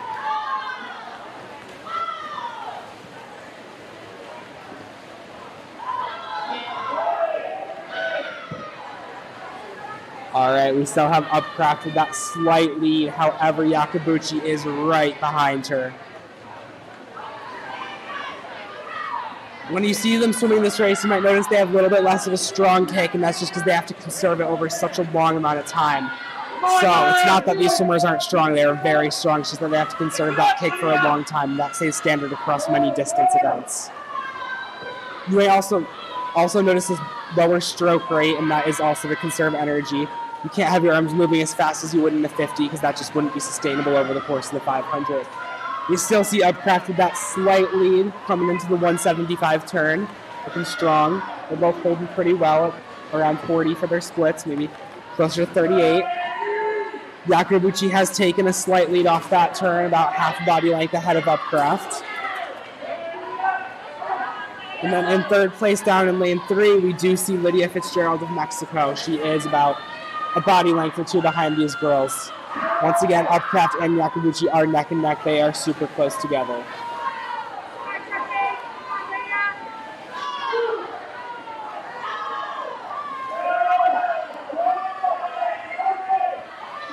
All right, we can see Lydia from Mexico pulling up on them, possibly being able to even maybe take it over eventually. We're still less than halfway through the race, so really anything can happen. Yakabuchi slightly ahead on Upcraft, both coming in on the halfway point. When they flip, they will be halfway done with this race.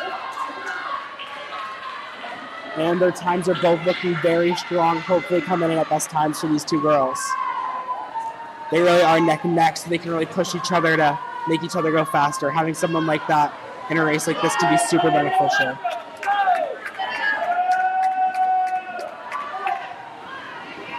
As you can see, these 2 girls are still just so close together. It is crazy. They've been with each other the whole time. And I can expect them to be with each other right up until the end. We do see Yakabuchi taking a slight lead over Upcraft. However, this is minimal in the grand scheme of things, so they will still probably even out. Yep, and coming into their 300-yard turn, marking 60% of the race done, they are even once again.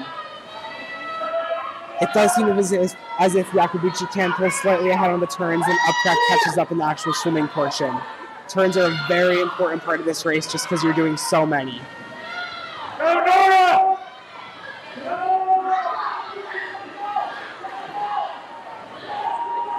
All right, we see Lydia Harvey holding a strong lead at third. Behind the first 2 girls, however, she is holding strong at third. Yakabuchi pulling slightly ahead of Upcraft. They are nearing the end of this race. Things are going to get down to the wire pretty soon.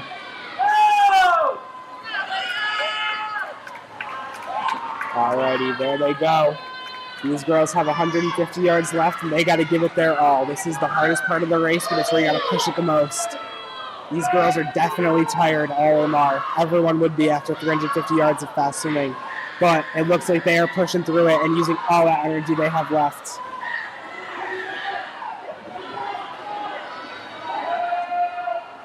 This is going to be super close at the end, and honestly, there is no telling who's going to win this one. It is going to come down to every last second, every last stroke, every last turn, and every last kick.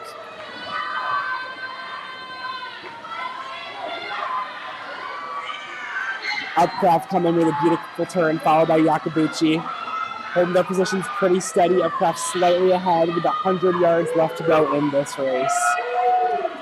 They have been holding paces around 39 seconds pretty consistently throughout this whole race, which is a very good sign for both of them.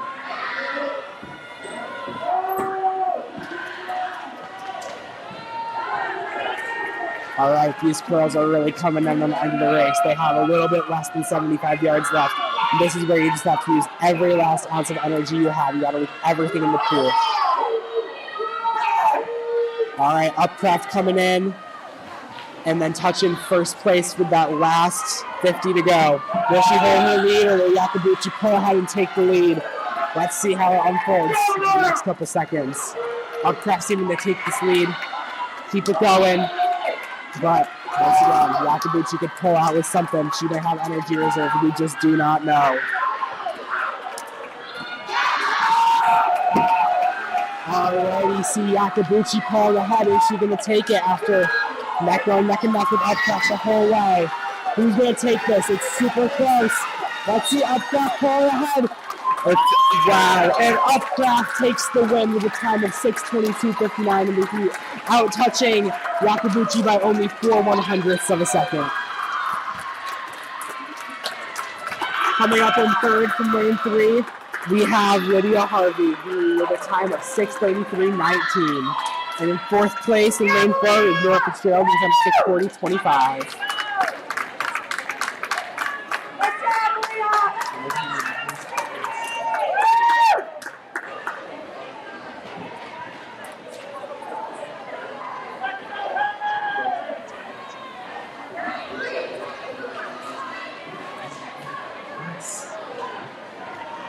All right, and rounding it off, we have Ashley Favero from Carthage coming in with a 7:11.95, very consistent with what she's been going all season. Very nice job to all these ladies. They all did amazing.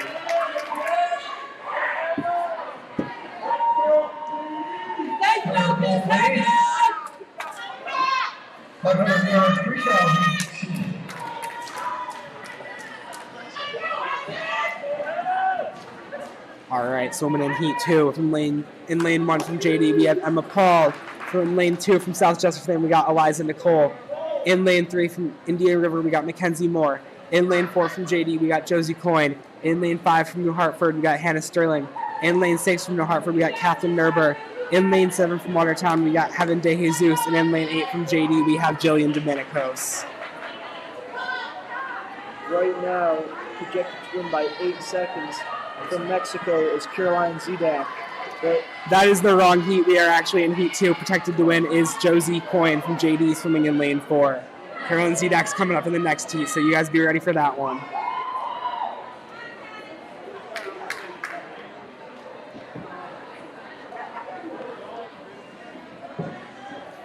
Nice job, man.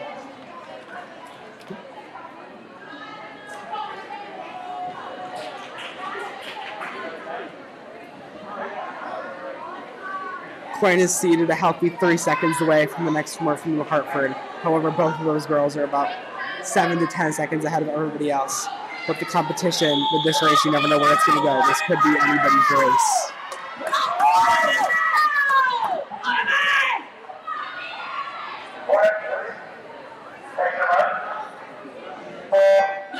And they're off for this next heat of the 500-yard freestyle.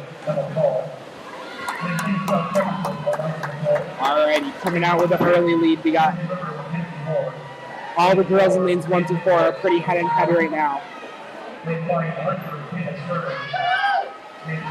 Off that turn, it looks like Josie Coyne is taking a slight lead. This is not surprising as she had an outstanding performance earlier in the 200-yard freestyle, dropping a whopping 9 seconds. We can only see what she's going to do in this race. Right behind her in lane 3, we have Mackenzie Moore from Indian River. She is holding on pretty close, and Coyne only has a small lead on her. Let's see if she can hold it. All right, it looks like Moore and Sterling from Indian River and New Hartford are neck and neck with Moore from Indian River pulling ahead slightly. Looks like we got a Looks like we got lanes 1 and 4 really tight knit, neck and neck. Coin still holding that solid half body length lead. Looks like she's going strong. However, Mackenzie Moore is right there. We'll see what happens.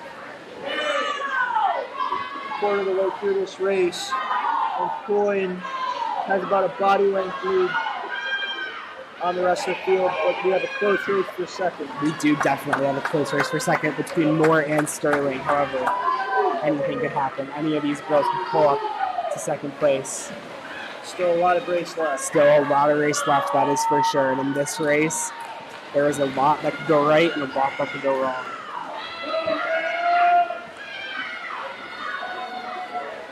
Things look like they're going right for Coin as she has about a body length lead going into her 175-yard turn. Once she hits this next ball, she'll have 300 yards left of the race with about 2 body lengths ahead already.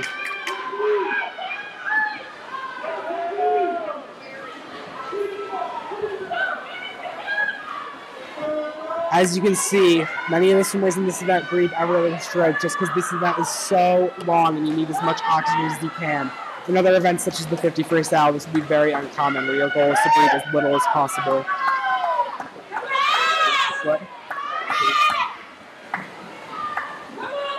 As you can see, at the end, we have people holding numbers on plastic. Those are the counters. Just because of the nature of this race, they do have someone counting for them so they can really focus on that race and not worry about where they are in this pool. As the numbers on the counters go up and they swim more yards, you'll see the counter start to shake. That usually means is a way of the counter trying to tell the swimmer that they need to pick it up and go a little bit faster. Yeah, definitely. And you'll notice that this race goes up to 20 on the counters. They will hit 17, and then instead of 19, you'll be shown an orange placard which will be put into pool signifying the last lap. Coin still holding an amazing lead. About halfway down the pool as these next girls in second place are finishing up their 11th lap. Coin is coming in on this 300-yard turn with 200 yards left to go. This is where the race starts to get really intense. The energy starts to die out, but you got to keep pushing through it. This is where it gets really tough and challenging.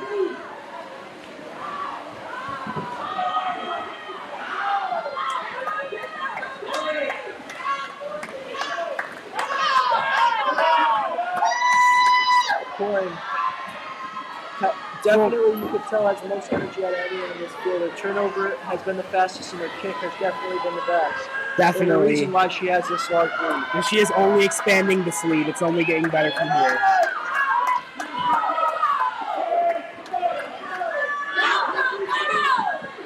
In second place right now, Hannah Sterling. And then coming up on third, we still have Mackenzie Moore from Indian River. So we have a very strong race, doing pretty good. All these girls are doing amazing. 3/4 of the way through the race, and Coin has just a massive lead. Coin's coming in with about 100 left to go at this wall. It looks like she is set to break 6 minutes, if she is not done yet.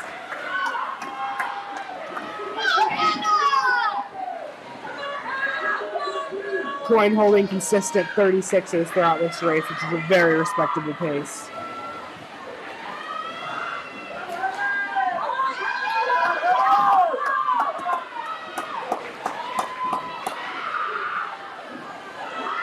She's got about a minute left to complete 75 yards to get under that 6-minute mark, which is a very big milestone for any swimmer swimming the 500. Coin's starting to pick it up here. Yes, she It's is. almost like she knows. She knows she's going for it. She knows she's ahead, and she knows that she wants it. She has expanded her lead to almost 20. Never mind. She has expanded her lead to about more than half of her pool. She's coming in for her last turn in about 5 minutes and 35 seconds. As you can see, her counter shaking it up and down very fast, trying to get her to pick it up. Coin is coming in. There is no doubt in my mind that she will take the lead on this race and win it all.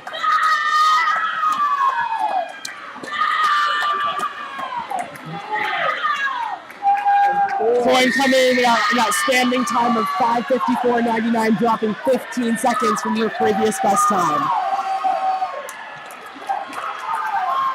Anna Sterling from New Hartford comes in at second place with a 6:03.53. This is also an amazing drop for her of almost 7 seconds.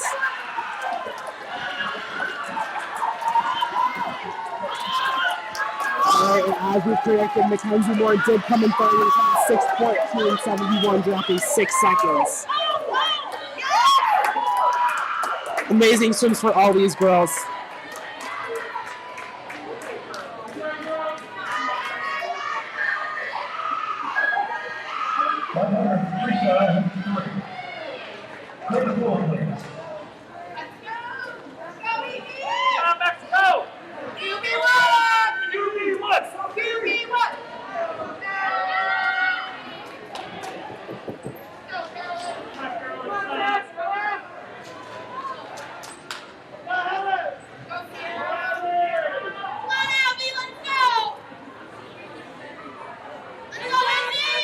All right, next up we have heat 3 of 3. Swimming in lane 1 for New Hartford is Abigail Jarrow. Swimming in lane 2 for JD is Lucy Heflin. Swimming in lane 3 for Mexico is Evie Fontana. Swimming in lane 4 for Mexico is Carolyn Zedak.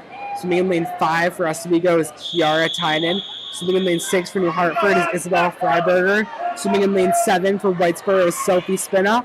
And swimming in lane 8 for South Jefferson is Aurora Jarvie. And the girls are off. This is the fastest heat of the 500-yard freestyle, and this will be the most intense. All these girls are fighting for a spot to maybe get first in the section. Currently, we have Carolyn Zedak set to win with a seed time of 5:22.54, about 8 seconds ahead of all the other girls. However, in this race, anything could happen, and you never know.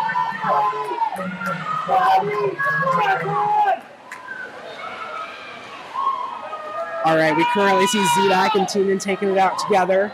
Pretty close lead with Fontana right up there with them. All three of those girls are neck and neck.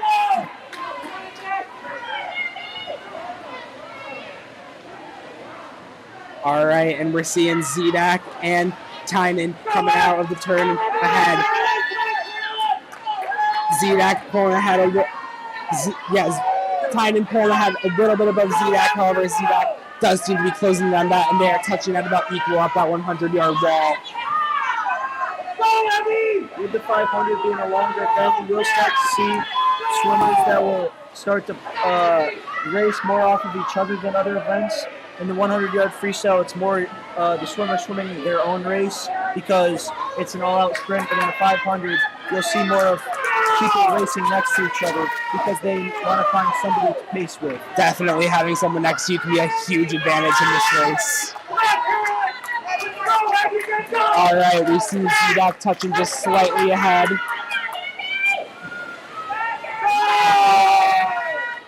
And she's coming in for this 175 wall with a nice, strong, and steady stroke.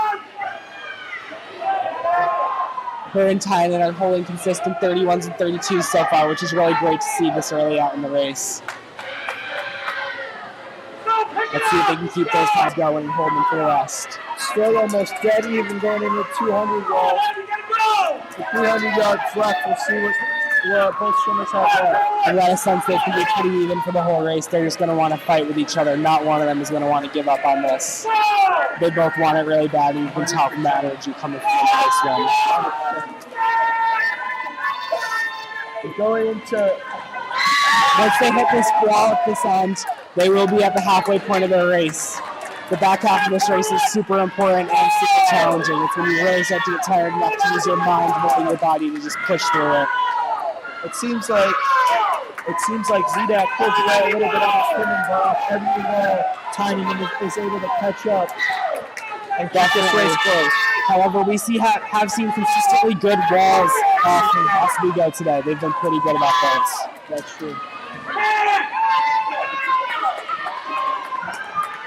All right, yeah, we see Zedak and Tynan still have ahead coming in this 300 wall. This last 200 is brutal. It is hard, but they got to do it. They will push through it, and they have to find that energy within themselves.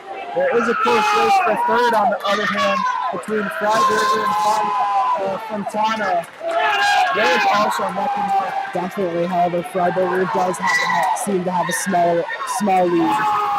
Fontana might be closing in on that. Fontana might be closing in on that. And as you say that, Zidak takes a small lead over Tynan, but Tynan pulls it back on the wall. Zidak does take a small lead, however, nothing can convince me. This is a super close race, and I think it will be up to the end.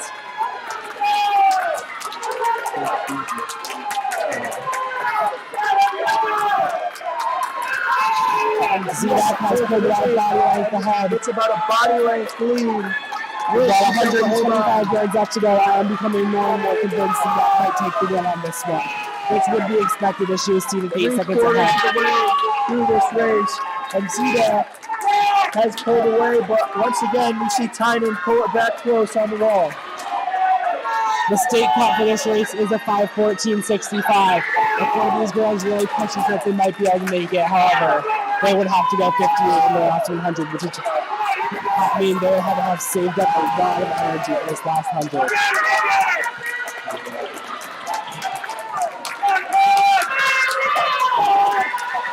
Zidak holding that lead of about a body length. Doesn't look like anyone's stopping her, however, she does still have 75 yards left. Tynan with another great wall. As I say that, Tynan's pulling and closing that body length lead, maybe just a little bit.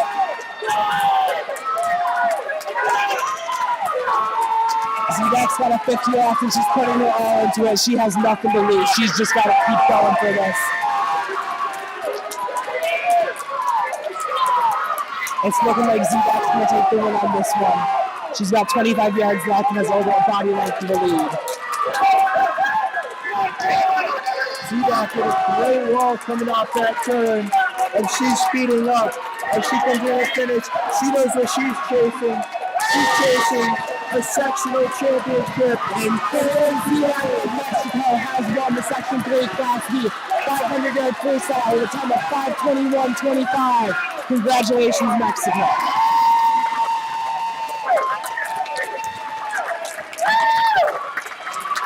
In second place, we do have Kira Tinnen from Oswego with a time of 5:23.99. And in third, in lane 3, from Mexico, we have Evie Fontana with a time of 5:31.91. Awesome job, ladies.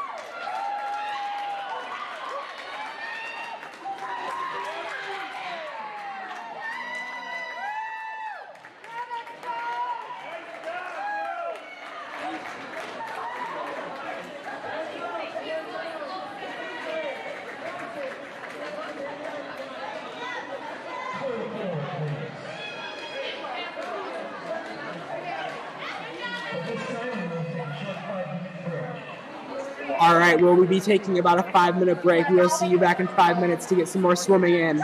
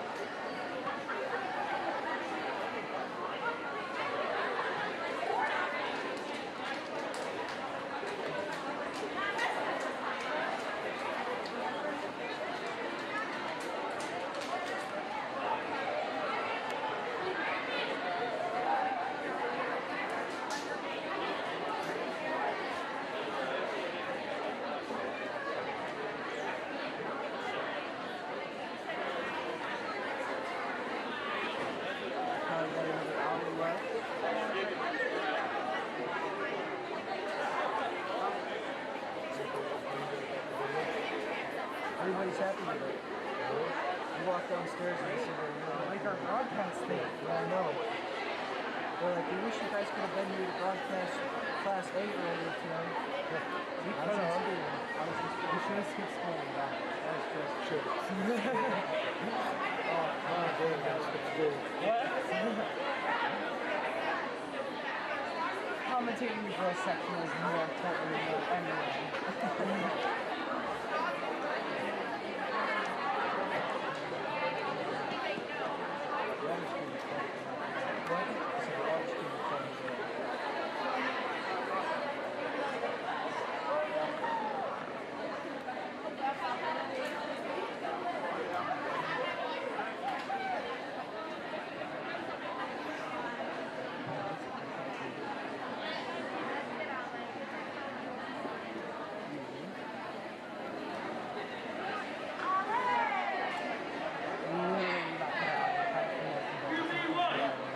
The most embarrassing thing was I was announced I was 53.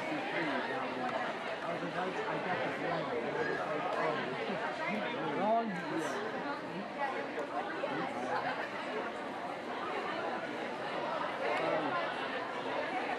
You know what I remember when you said Cassidy? Yeah, I think that's what it was. It still reminds me of you. Miss those queens.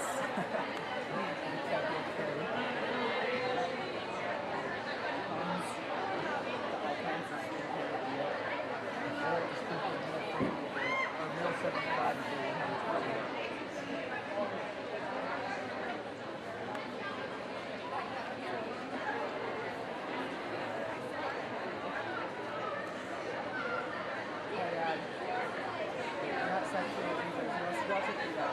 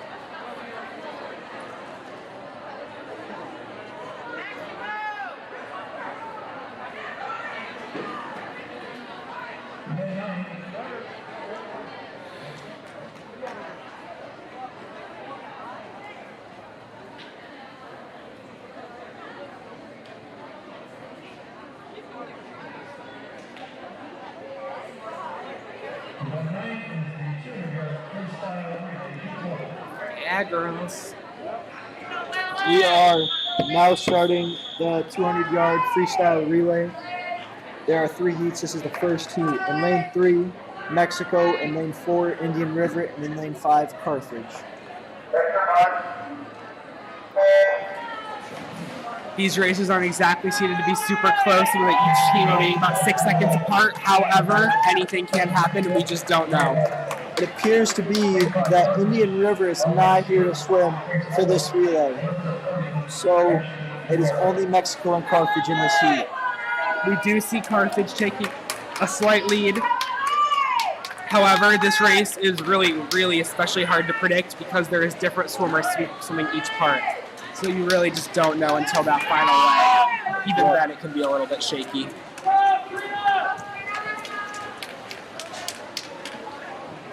However, right now they do seem to be neck and neck. Maybe Mexico pulling up with a little bit of a lead, but Carthage does seem to be taking that off the turn. So Carthage has grabbed that lead off the turn, and they are coming in for this second relay exchange.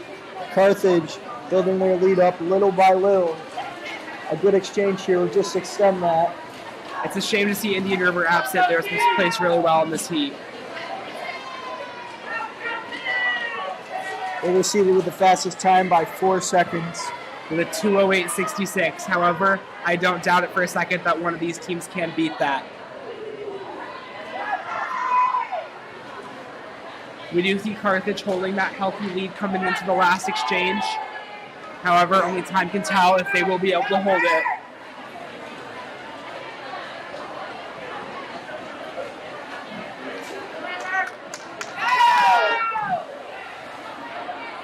Carthage does seem to be coming off that start with a body length of lead into this last 50 of the race.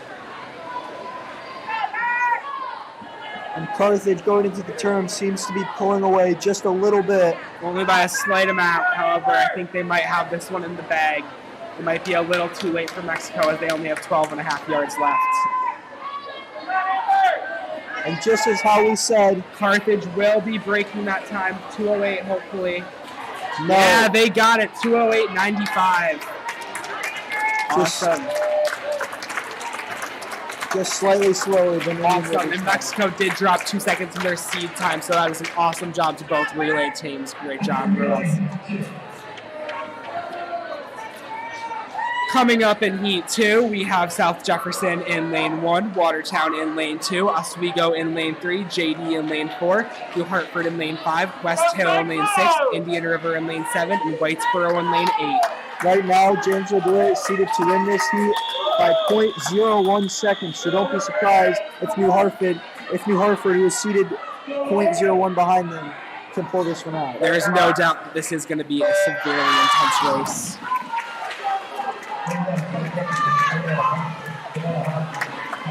Right off the bat, all these teams seem to be neck and neck with Lane 2. Watertown taking a slight lead off the start. Maybe not over there in Lane 6. You might see a little bit of a pull ahead from West Hill. All right, off this first exchange, it is evident that West Hill does have a lead going into this.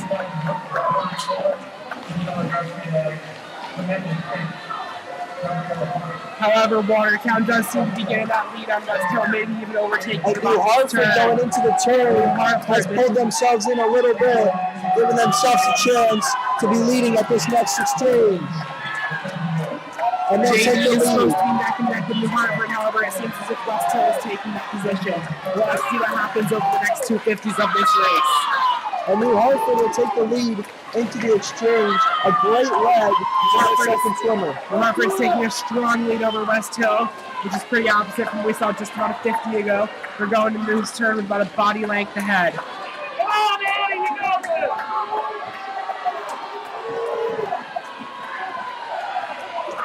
Watertown trying to hold close to maybe have a comeback at the end.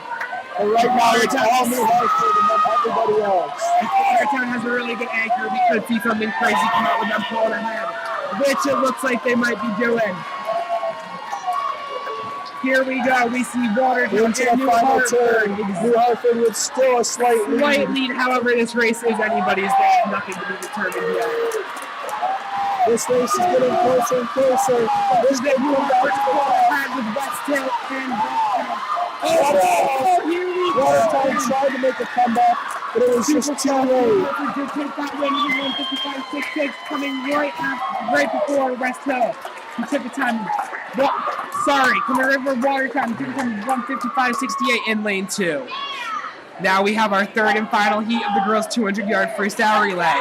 Swimming in lane 1, New Hartford. Swimming in lane 2, South Jefferson. In lane 3, we got Watertown. In lane 4, we have Mexico, who has already qualified for a New York State Cup with a time of 141.42. In lane 5, we have Oswego. In lane 6, we have James Witt. In lane 7, Whitesboro. In lane 8, Carthage. The state time for this event is going to be a 149.69. So we do see Oswego only about 0.3 of a second away from that. Can they do it? Today we will find out.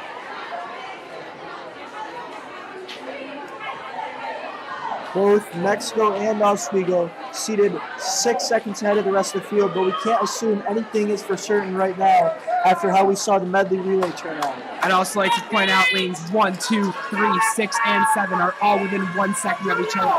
This is bound to be a super close race that should be really exciting to watch. Mexico may be seated to win, but I wouldn't count Oswego out because they had an incredible medley relay earlier, winning that. Definitely. I think this race between Oswego and Mexico is going to be extremely close.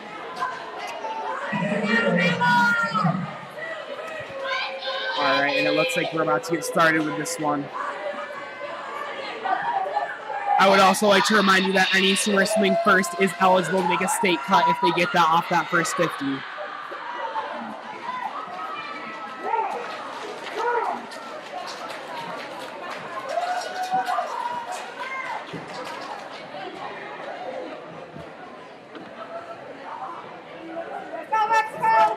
And the state cut.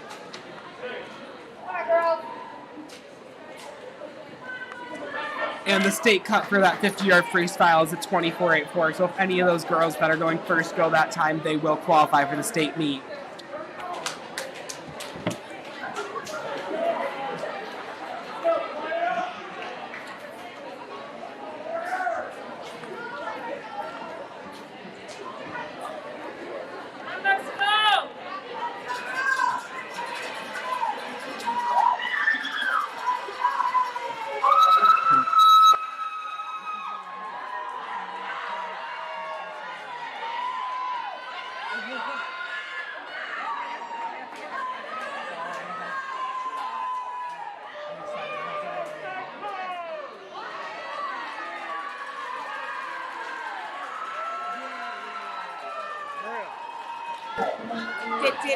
Is she in this one? Is she in this one? Here we are. Oh, that's fun. He's got the look. It doesn't say names. We just got teams. I'm just looking to see. I can tell. So, Is that Tapia? That's Tapia? yeah, we got one, two.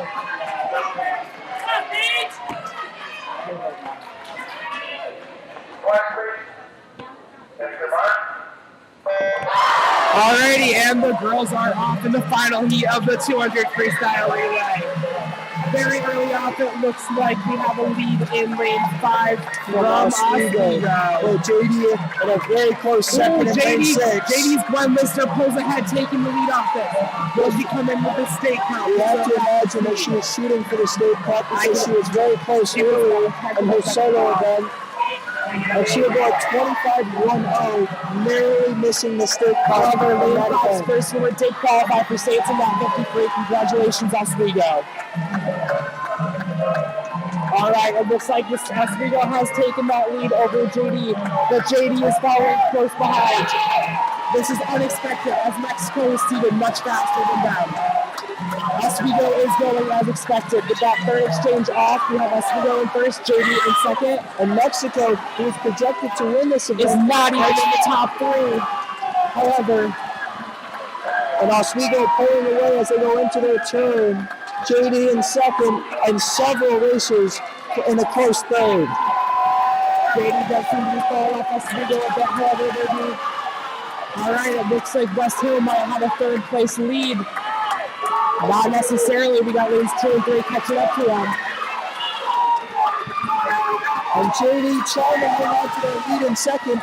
Oswego has a healthy lead that looks like it will let them win this race. But JD is just trying to hang on right now. Can I say how shocked we are to see Mexico trailing behind this far? This is very unexpected.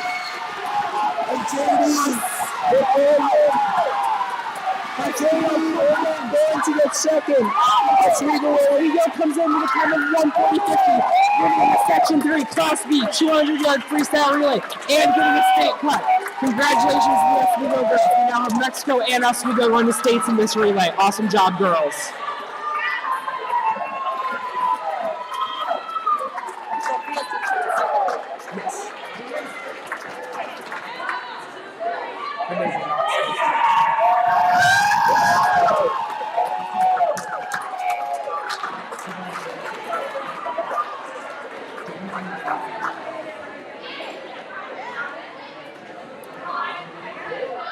All right, up next we are going to have event 10, the girls 100-yard breaststroke. There will be 4 heats of this. Swimming in heat 1, in lane 3 for Oswego, Malia Upcraft. In lane 4 for Whitesboro, Allison Doina. In lane 5 for JD, Lila Schroff. In lane 6 for Oswego, Grace Dawson. This should be a close race as these girls are all within a second of each other. Before we start that, it looks as though they're going to do the awards for the previous few events. My apologies, the awards will be next, and then we will have the 100 backstroke.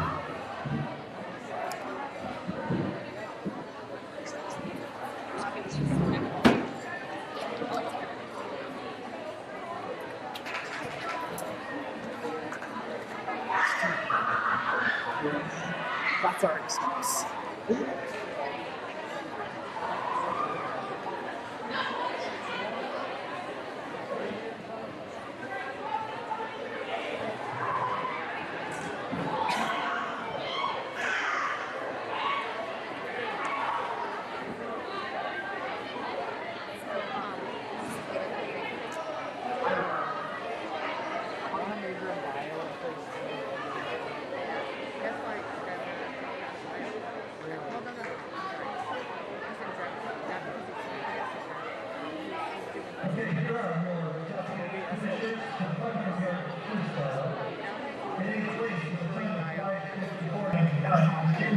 We will now present the awards for the 500 freestyle. In 8th place, with a time of 5:54.99, Josie Coyne.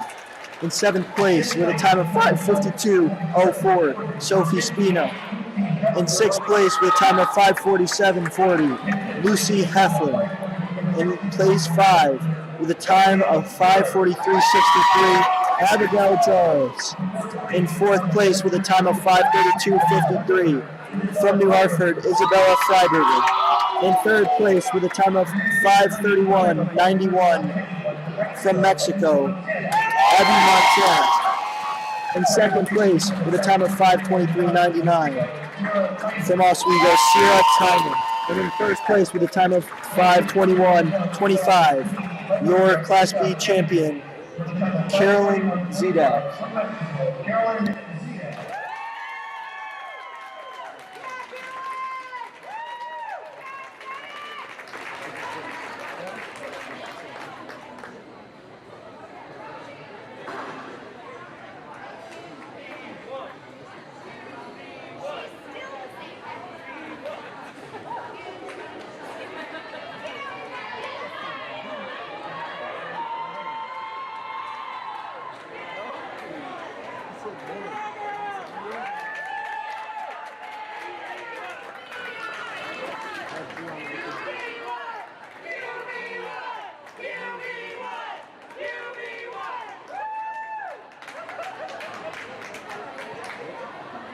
Congratulations.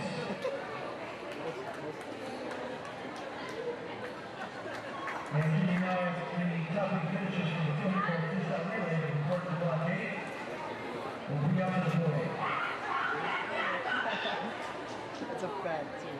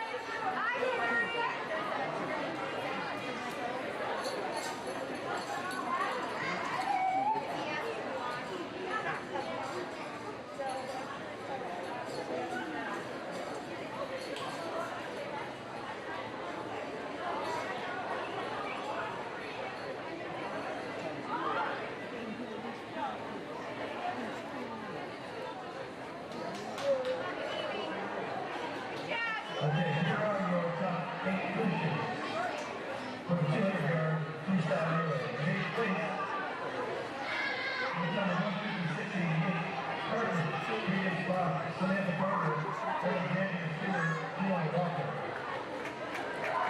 Seventh place, with a time of 1:51.99, Mexico, Paige Chilena, Eddie Hudson, Julia Hardy, Eddie Hudson.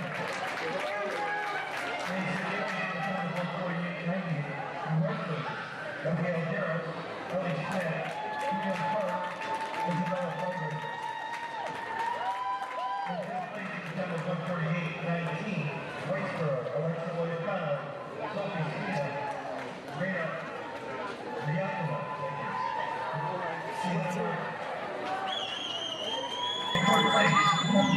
And your top 8 finishers for the girls 200 freestyle relay. In 8th place with a time of 1:56.88, Carthage. In 7th place with a time of 1:51.99, Mexico. In 6th place with a time of 1:48.98, New Hartford. In 5th place with a time of 1:48.19, Whitesboro. In 4th place with a time of 1:46.98, South Jefferson.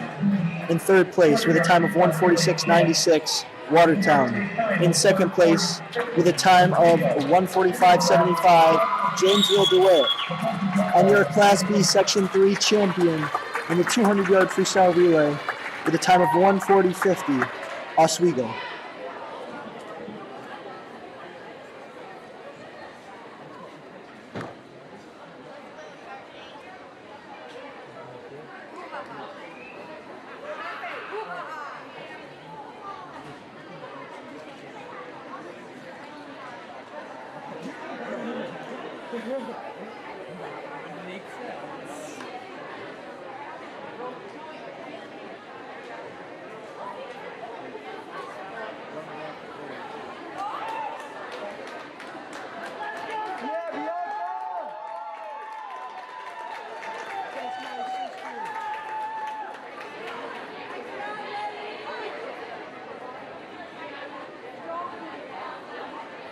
Yo, she got a higher medal than me.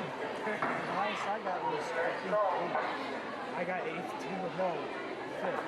No, I got higher out of relay. Didn't you get higher out of relay? Oh, yeah.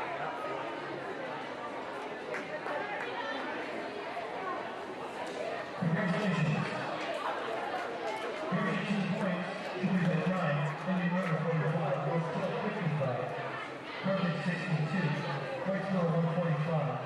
South Jefferson, 147. Watertown, 167. Janesville, 232. And Hartford, 240.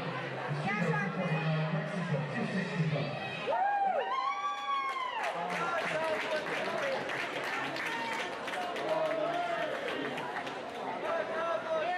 Let's go, Shark Tank!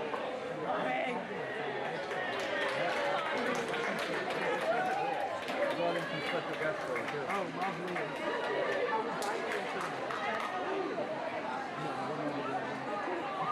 Event 10 is the 100-yard backstroke, each one.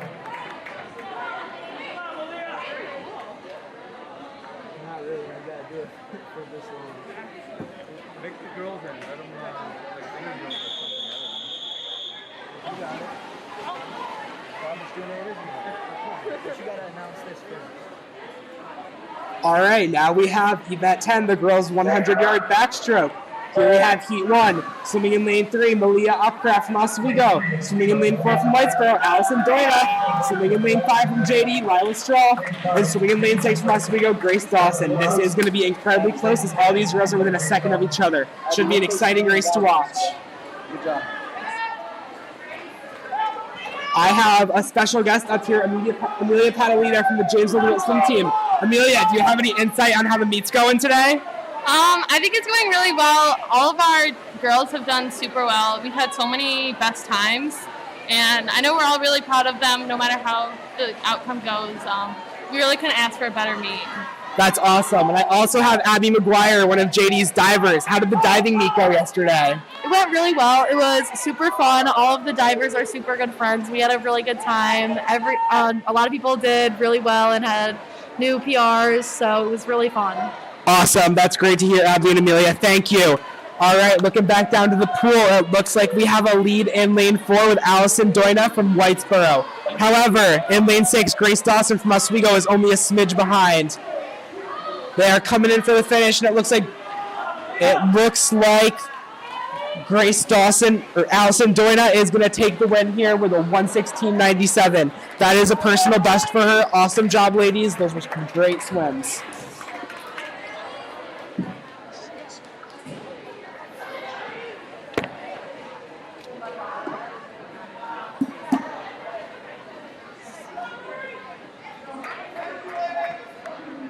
All right, up next we have Heat 2. Swimming in lane 1 for JD, Anushka Jordar. Swimming in lane 2 for South Jefferson, Rory Bunker. Swimming in lane 3 for New Hartford, Abigail Cantor. Swimming in lane 4 for New Hartford, Maggie Real. Swimming in lane 5 from Watertown, Heaven De Jesus. In lane 6 from JD, Emma Velarde. Swimming in lane 7 from New Hartford, Alex Freytag. And swimming in lane 8 from Watertown, Haley Wilson. All these girls are super close in time with only a range of about 3 seconds. This should be a great race to watch.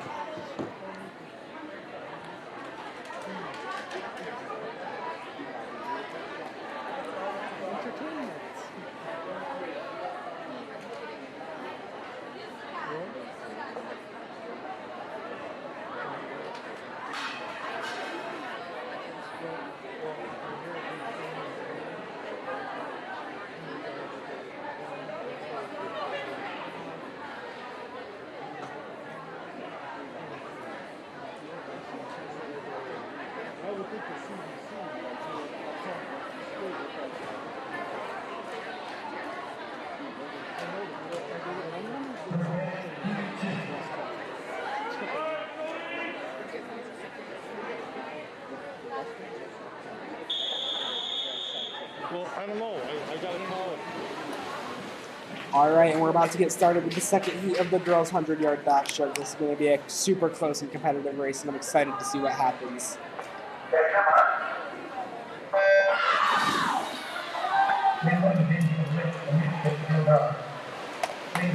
Alrighty, right off the bat, we have a lead on lane 3. Abigail Cantor from New Hartford. She is pulling ahead by about a half body length already.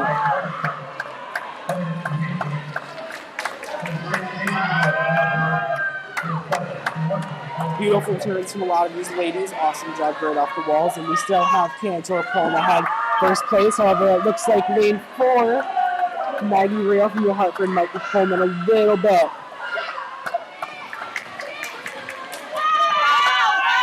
Cantor, now more than halfway through, still leading this race, trying to extend her lead. She has held this lead for the whole entire race, so Maggie Real still sticking with her, trying to pull coming in maybe a little bit. This closer. could be anybody's race. Coming off the last wall, they're just about even. If you notice, to have a stronger last 50. If you notice, Real has a little bit of a higher body position in the water, which can help her pull ahead a little bit. However, it does look like Cantor is going to take the cake on this one with a first place win in Heat 2. As expected, Cantor takes the win in lane 3 with a time of 1:12.85, followed by Real in lane 4 with a time of 1:13.72, and in third place, lane 6, Emma Velarde from JD with a time of 1:14.91. Congratulations, lady. That was an awesome race.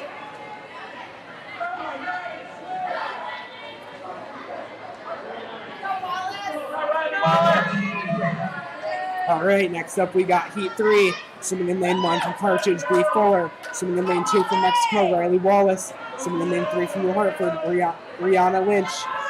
Swimming in lane 4 from Watertown, Liliana Johnson. Swimming in lane 5 from South Jefferson, Laura Zur. Swimming in lane 6 from Watertown, Lillian Kimball. And swimming in lane 7 from New Hartford, Julia Sassower. And swimming in lane 8 from Indian River, Madison McCrane.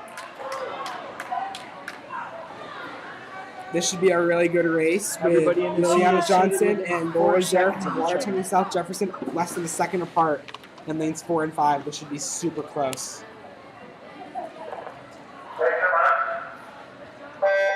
And they're off with a bang. All right. Coming up to lead in lane, Brianna Lynch from New Hartford. Looks like lane 3 might be the lucky lane in today's 100-yard backstroke. We'll have to see. And a very fast turn from Rihanna Lynch. Definitely. However, it looks like lane 4 and 5 might be pulling up on her. And lane 8 all the way down there. It looks like they might actually be taking a little bit of outside smoke. Yeah, outside smoke. Madison McCrane from Indian River. However, we still do see lane 3 Rihanna Lynch from New Hartford in that lead halfway through the race. She has got a body length ahead, but only about 37 more yards to go. Coming into this last turn, Lynch is still ahead by about a body length, but she only has a little bit left to go. About 20 yards left with Lynch still ahead of me. However, it looks like Lane 4 might be pulling ahead just a little bit. It is starting to separate out a little bit, and Lynch is pulling away. I think it's safe to call this one for Lynch, and standing finish is coming into the row right now, untouched by any of the other girls. Lynch finishes in first, lane 3 with a time of 1:09.08, followed by lane 8, Madison McCrane with a time of 1:11.46. In third place would be lane 7, Julia Sassower with a time of 1:11.76. Awesome job, ladies. That was a great swim. Very close race. Definitely. Those are the races you come to meets to see. Yep, definitely. Agreed. Yep. Agreed. All right, next up, we got our fourth and final heat of the girls' 100-yard backstroke, heat 4. In lane 1 from Mexico, we got Paige Tubolino. In lane 2 from South Jefferson, we got Julia Garvin. In lane 3 from Mexico, we got Riley Baxter. In lane 4 from JD, we got Claire Hike. In lane 5 from Whitesboro, we got Reno Buchano. In lane 6 from West Hill, we got Lauren Williams. In lane 7 from Watertown, we got Julia Earth. In lane 8 from New Hartford, we got Julia Picano. Seated to win this heat and win it all is Claire Hike from JD with a time of 1:04.02, seated about 3 seconds out of all the other girls. However, anything could happen.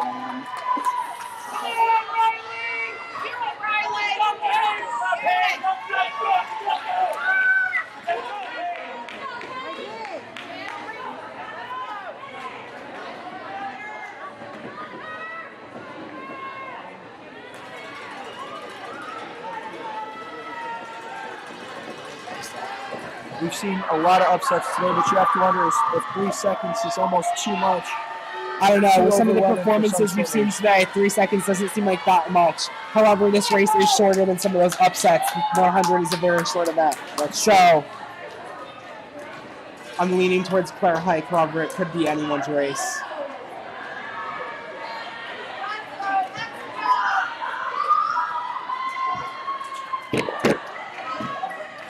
Fun fact, as you pan across, you can see all these ladies in long swimsuits that goes down to their knees. These suits are super tight and can help them swim faster by pushing certain parts of their muscles. These suits take about 30 minutes to put on because they are so tight. These suits, they repel water and help the swimmers to be more buoyant in the water, which floats them higher and allows them to swim faster. Definitely, they really can make all the difference in a race. All right, We've seen and a lot we're of about best to go times off. today because of these suits. That is definitely the case.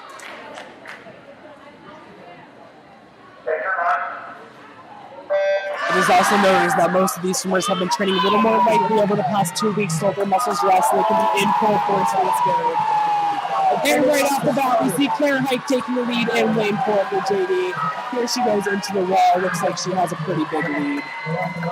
Claire Hike coming off that wall on a body length. She is doing phenomenal. We're thinking about a body of younger than that. For second place right now, it's about anybody's race. Definitely. All right, coming in halfway through the race, we see Claire Hike with an outstanding lead. It is almost hard to believe anybody else would come up and get her. There still is a lot of race left, but she just seems to be widening her lead.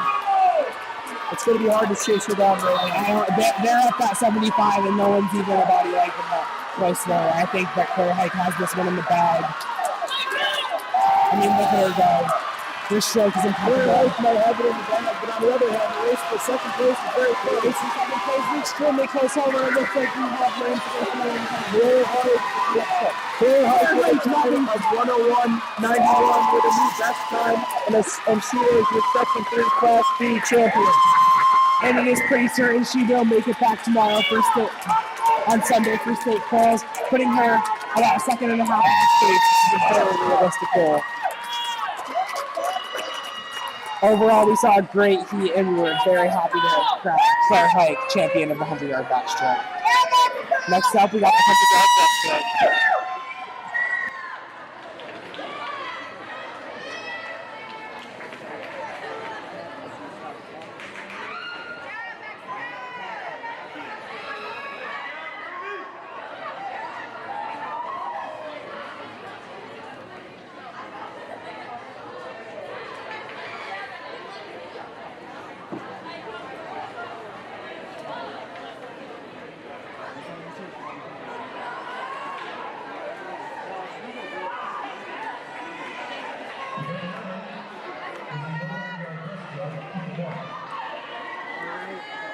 All right, and we got heat one of event 11, the girls' 100-yard breaststroke. Swimming in lane 2 for Mexico, Emily Bennett. Swimming in lane 3 for JD, Lizzie Smith. Swimming in lane 4 for JD, Sophie Commodore. Swimming in lane 5 for JD, Lily Butler. And swimming in lane 6 for Oswego, Megan Mackenzie Mulcahy. All these girls are pretty close in time, and especially those middle 3 girls. This should be a really close race. You have to imagine that the 3 JD girls train together, and therefore this race will be incredibly close. However, they do know each other's stroke in and out. They know each other's strengths and weaknesses, and that can allow them to push each other even further.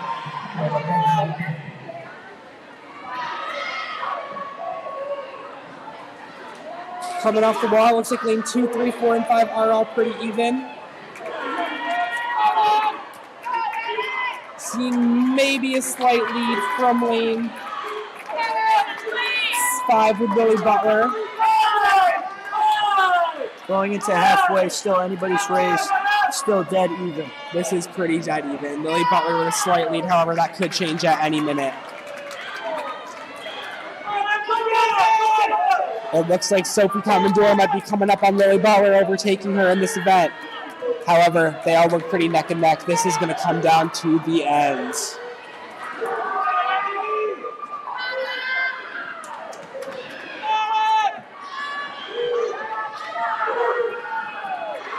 All right, yeah, we still got all 4 of these girls really neck and neck. It is any one of their races, and they are all fighting for it super hard. Looks like Commodore is pulling ahead, looking like she is going to take that lead. Sophie Commodore has the lead and is coming in to grab. And we have Sophie Commodore in lane 4 from JD winning this heat with a time of 1:27.03. Right behind her is Lizzie Smith from JD with a time of 1:27.99. Everybody in the heat had a best time. Yes, everyone had a best time. Congratulations to all those girls. It's no surprise because, like we said at the beginning, they're all training partners, so they push each other a lot. Yes, that can be hugely helpful in a race like this especially. Breaststroke is one of the most technical strokes in the entire sport of swimming, and if you don't have that technique down, you're not going to get it. However, it looks like all 5 of those girls definitely did have it. All right, now we got heat 2. Swimming in lane 1 from Carthage, Lauren Ulrich. In lane 2 from Carthage, Fiona Walker. In lane 3 from New Hartford, Caitlin Chiavi. In lane 4 from Watertown, Olivia Earth. In lane 5 from Watertown, Haley Wilson. In lane 6 from Indian River, Mara Dickinson. In lane 7 from South Jefferson, Savannah Hodges. And in lane 8 from Watertown, Eternity Bays. And so it looks like we have a couple swimmers that aren't here. In lane 6 and lane 5. Disappointing not to see that. Yeah, we are missing race still must go Wilson on. and Mara Dickinson swim, which is unfortunate. However, this still looks like it's going to shape up to be a pretty tight race.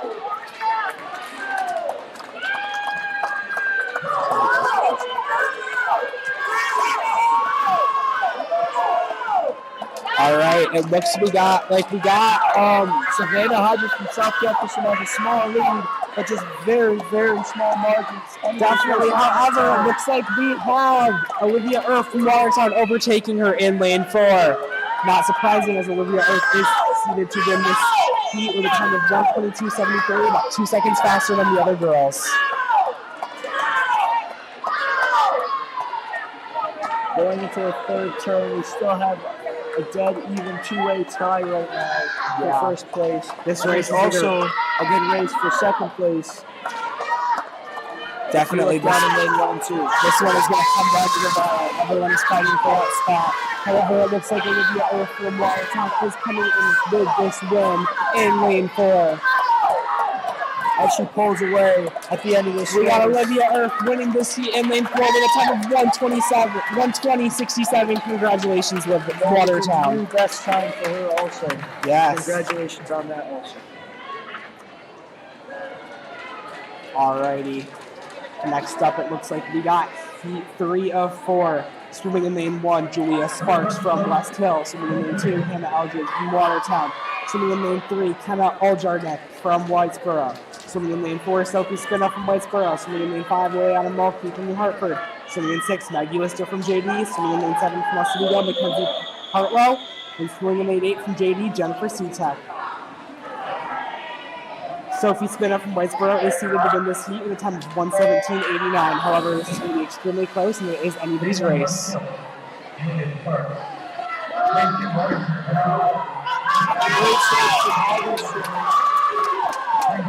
Alright, off the bat, all of these girls look pretty neck and neck. It is hard to tell who's going to pull ahead. We really have no idea right now. It could be anybody's.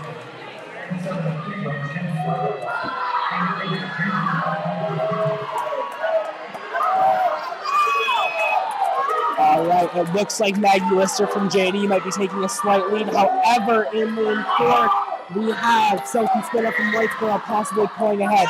All 3 of these girls in lanes 3, 4, 5, and 6 look like they could be heading head for first place. Lane 1 down there is also with them. Yes, she is. Looks like she has a chance if she This race is going to come down to the wire. Everybody has a chance.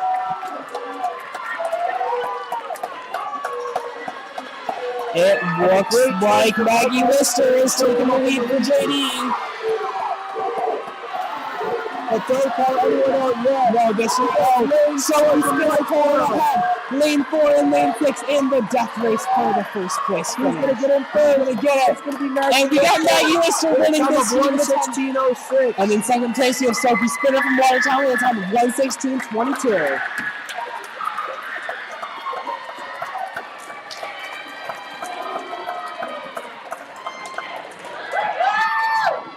Alrighty then, we have heat 4 of 4. This is the final heat in the girls' 100-yard breaststroke. Swimming in lane 1 for Watertown, we have Nina Coelho. In lane 2 from JD, we have Sophia Bedla. In lane 3 from New Hartford, Sue Beaton Park. In lane 4 from JD, Gwen Lister, who has a New York State cut time already of 1:08.40. In lane 5, Mallory Upcroft from Oswego. In lane 6 from Watertown, Louise Hatter. In lane 7 from JD, Lucy Huffman. And in lane 8 from New Hartford, Julianne Park. This race has Lister seated 3 seconds ahead of everybody else, but we've seen a lot of upsets today, so we can't count anybody out. Definitely. I'd like to remind you all that the state cut for this race is a 1:08.60.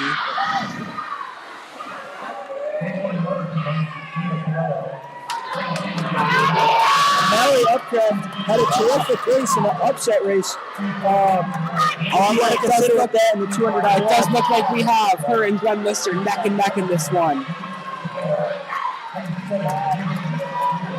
And Lister definitely with a faster turnover right now. Lister is going ahead. She might have saw her and she is going for it.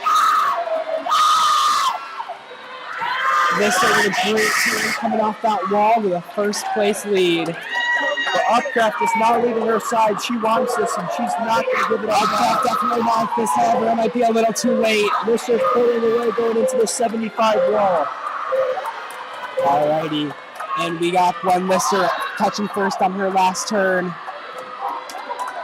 And Upcroft with a terrific turn, and Lister still has a small lead. Definitely. No one is out of this 5 race. yards left. It looks like Lister's going to take it home. And she goes wins a with a time of 108.77. Not a best time model. She has re-qualified for the state meet. Congratulations, Gwen Gwen. Lister is our Section 3 Class B champion in the 100-yard breaststroke. Great job, ladies. Awesome swims. Up next, we do have our final event of the night, event 12, girls 400-yard freestyle.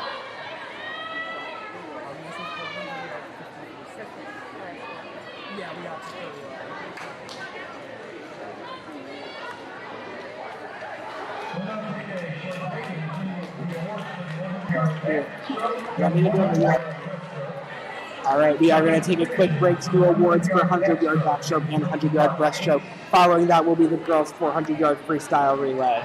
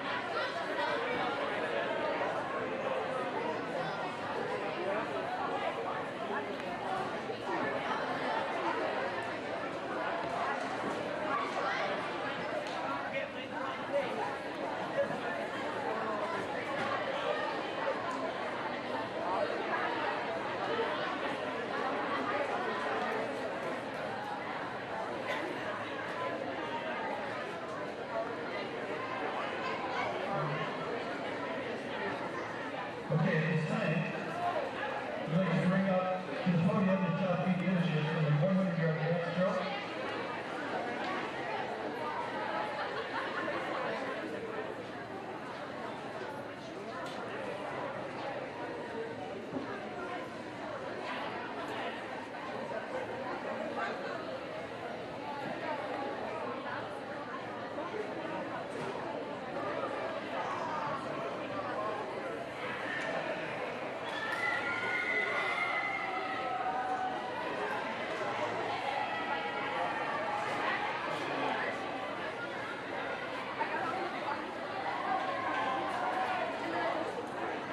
Are you planning on bringing them up?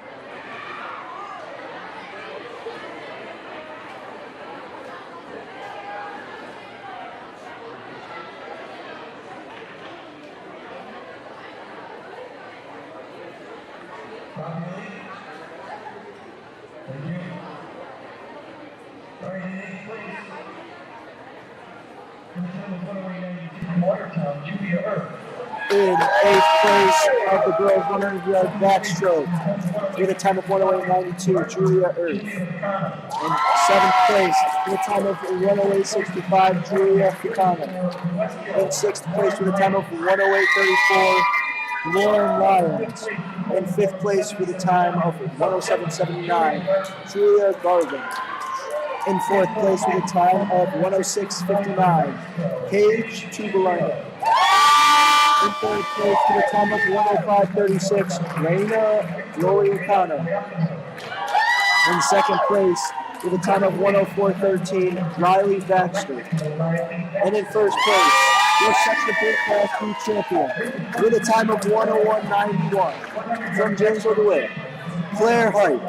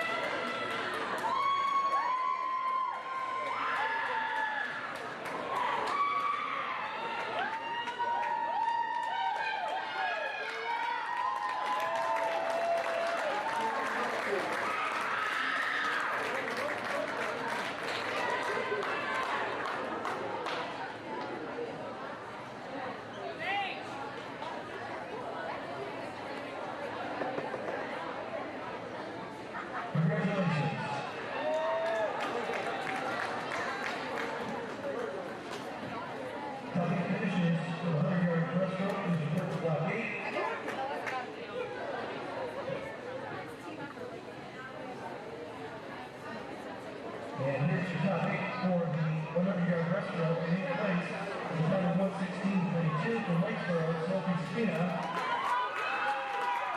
In 7th place is number 116.06 from Janesville DeWitt, Margaret Lister. In 6th place is number 114.36 from Watertown. Now your top 8 finishers for the breaststroke. In 8th place with a time of a 1:16.22, Sophie Spina. In 7th place with a time of 1:16.06, Margaret Lister. In 6th place with a time of 1:14.36, Louise Patter. In 5th place with a time of 1:14.18, Sabine Park. In 4th place with a time of 1:12.17, Lucy Heflin. In 3rd place with a time of 1:11.89, Sophia Bebla. In 2nd place with a time of 1:09.78, Natalie Epstein.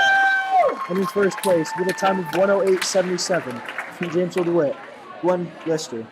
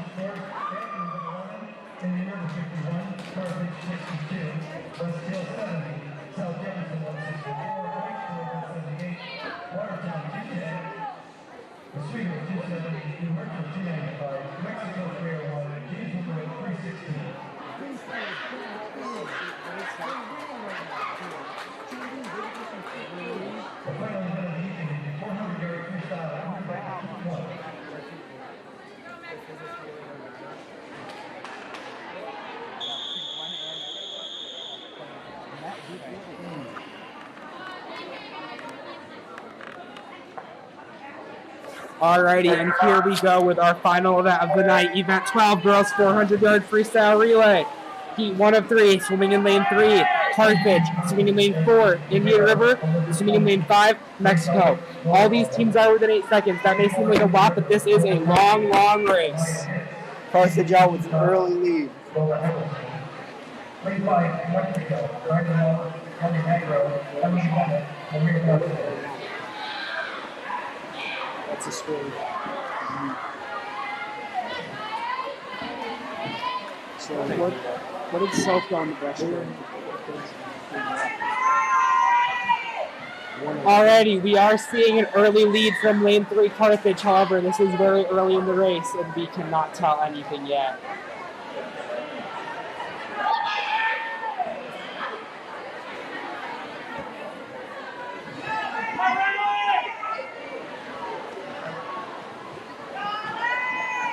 All right, and as we see, Mexico has pulled ahead in lane 5. Carthage pulling up on them. This seems like it's going to be a close race.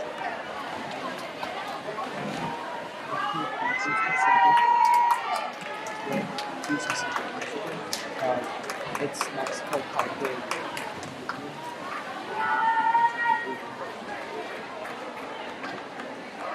All right, we do see Mexico pulling ahead of this lead at about 125 yards.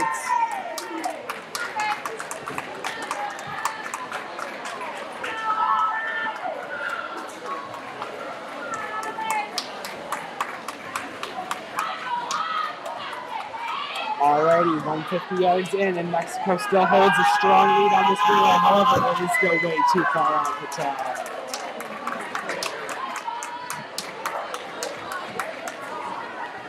All right, now all three teams look to be neck and neck. This is going to be a close one, and they're 175 yards in. Once they get back to that block, the third person will go off, and they will be halfway through their race.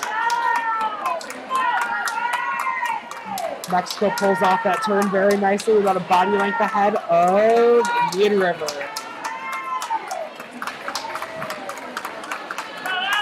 Mexico starting to extend their lead a little bit here as they make the exchange. Yeah, Mexico definitely did pull ahead, and Carthage does seem to be falling behind a little, but it is not too late for them to come back.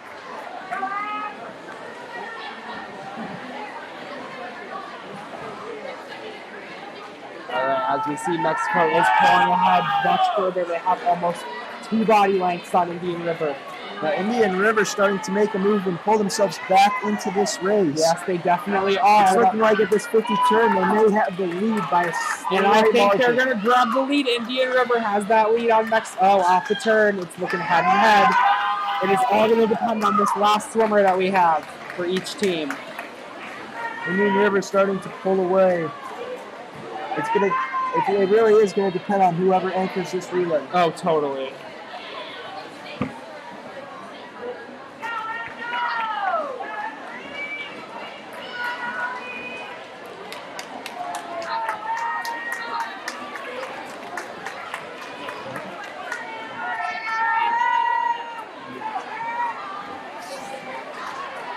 All right, and off that final spot, we have Mexico and Indian River both off the blocks at the same time. Looks like Indian River is taking a slight lead over Mexico, pulling ahead just a little bit.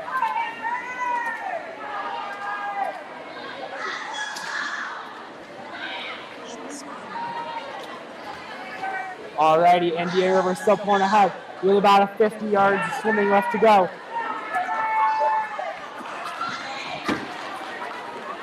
Alrighty, Indian River has widened their margin incredibly, a little bit more than almost 10 yards. That's an amazing turnaround. Definitely. It looks like Indian River has a real winner up on their anchor for this relay.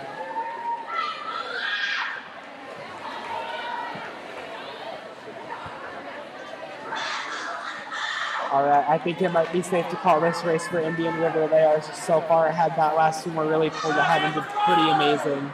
Yep, definitely. That is some talent in the water right there. And Indian River finishes first in Heat 1 with a time of 4:45.17, dropping 10 seconds in their seed time. Amazing job for all girls.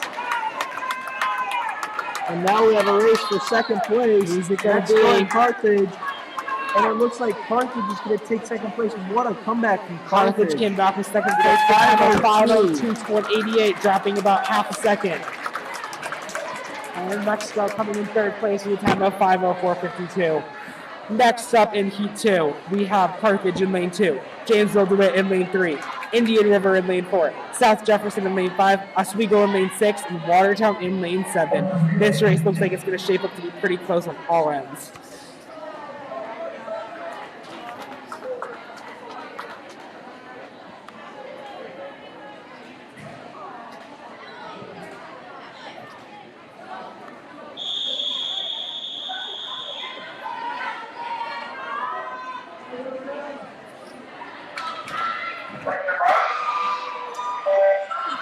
Right now, Indian River is seeded to win this event by 4 seconds, but Janesville DeWitt and South Jefferson both seeded at a 4:23, which could mean that we could have a close race for second or even a close race for first. It looks like lane 5 is out ahead of everybody. That is South Jefferson out ahead in front of everybody in this heat.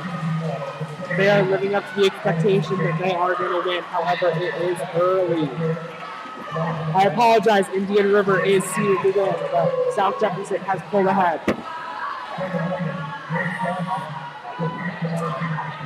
It looks like in first we have South Jefferson, and second we have Indian River, and then dead race for third, Janesville DeWitt and Carthage.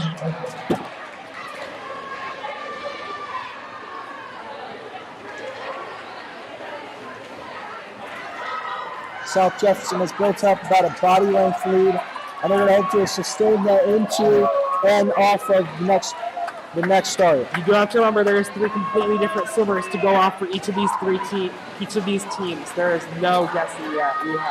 This could be anybody's race. It looks like we have a third place race between Carthage, JD, and Oswego, with South Jefferson currently in first and Indian River currently in second place. And South Jefferson starting to pull away a little bit. You can look and see their kick is outstanding. That has definitely helped them pull away in this race. Definitely. Their second swimmer has a strong, outstanding kick and some great walls. This is definitely happening. However, Indian River's kick is also picking up. Both swimmers are doing outstanding. This is definitely going to be a close race. Indian River trying to pull even with them as they go into the 75 wall to try and make it a race. Looks like Jefferson has slightly better turn though. However, Indian River is pulling up on them on the swimming. These third swimmers are about to go off, and this should be very telling of where the race is going next. And Indian River looks like they might have pulled a slight lead over South Jefferson right now going into the start, and they'll maintain it through the start. Definitely. It looks like Indian River is even pulling ahead in this one, as expected to do so. Indian River and South Jefferson are just lengths ahead of everybody else in this race. It is clear that the race for first place is going to be between Indian River and South Jefferson. And Indian River is starting to pull away quite a bit here. With 150 they have a sizable lead now, even on South Jefferson. With 150 yards left, this last swimmer for each team is going to determine it. However, Indian River's lead is looking bigger and bigger as we go. If you watch the Indian River swimmer, you'll notice that her turnover is incredibly fast in comparison to everybody else in the field. That's definitely helped her to pull away. She is definitely a sprinter. You can definitely say that. Now as the anchor leg goes into the water, Indian River has about a 5-yard lead over South I'd say it's Jefferson. more like 10 yards to me. I don't know. And Indian River is off halfway down the pool before South Jefferson is even in the water. It looks like Indian River is probably going to take this victory. However, they still do have 75 yards left to swim, and anything could happen.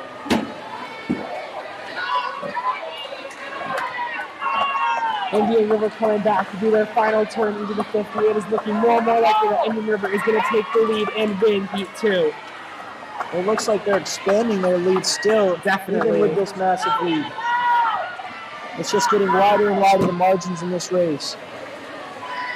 It looks like Oswego and JD could be battling it out for third. We do not know which one is going to win.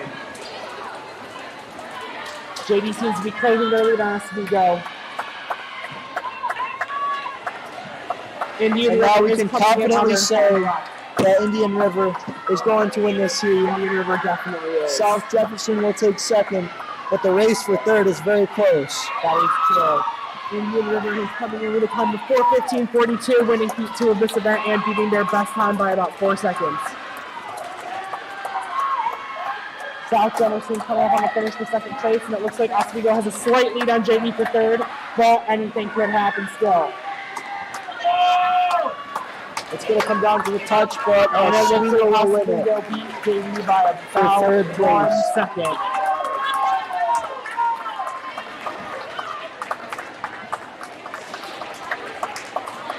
Awesome. Great job to all the ladies in this heat. Congratulations to Indian River. And now we're on the Heat 3 of Event 12, the final heat of this meet. Swimming in lane 1, JD. Swimming in lane 2, Whitesboro. Swimming in lane 3, South Jefferson. Swimming in lane 4, Mexico with a state qualifying time of 3:40.75. Swimming in lane 5, Oswego with a state qualifying time of 3:42.61. Swimming in lane 6, New Hartford. Swimming in lane 7, Watertown. And swimming in 8, New Hartford. It is rare to go into an event seeing 2 teams or individuals already having qualified for the state meet. However, it is possible that one more team could qualify.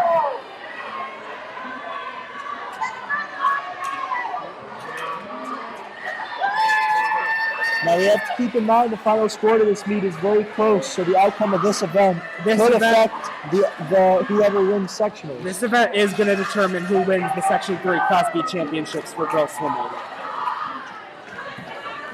Many teams with a shot, and many teams also with a shot to win this event, so we'll have to see who wins.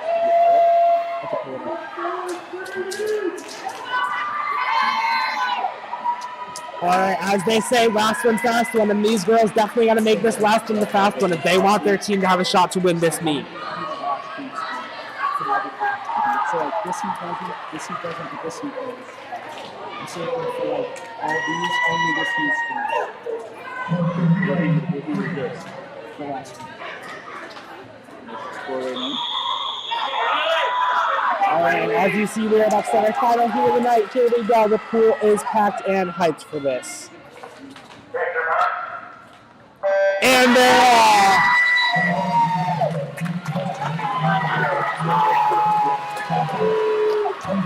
All right.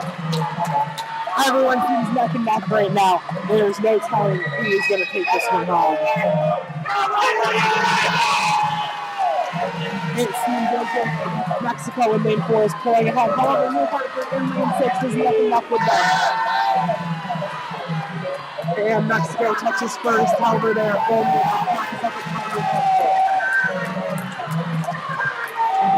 Mexico seems to be holding their lead, but not doing too much ground, just a little bit.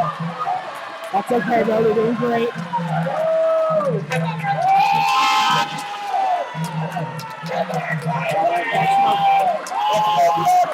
Is coming in for his first experience. However, New Hartford is catching up. This is going to be a really close race. Mexico is off the pace as well as New Hartford. They are going for it. Mexico seems to be expanding their lead even more.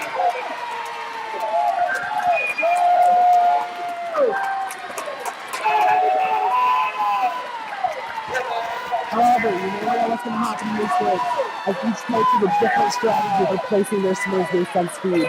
Some like to have them fastest first, some like to have fastest last. You never know what's going to happen. As you can see, Mexico is holding their lead, and they're about a little bit less than halfway through the race. However, New Hartford is not far behind at all. JDS, we go New Hartford here, or because they could be in the competition for third place.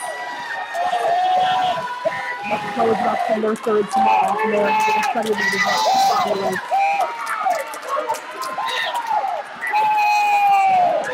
And Mexico is getting faster.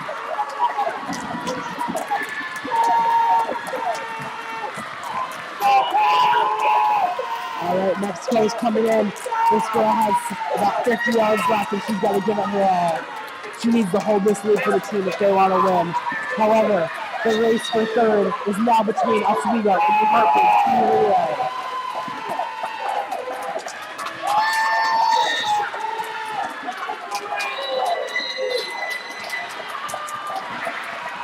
All right, and Mexico's last one is coming in for the finish with Alexa Van Holt rounding off the race.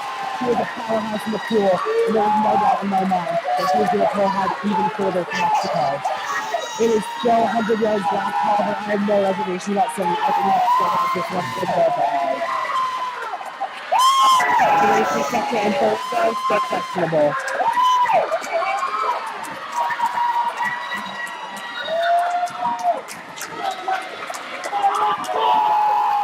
It looks like New Hartford is in third, and then Oswego coming in right behind.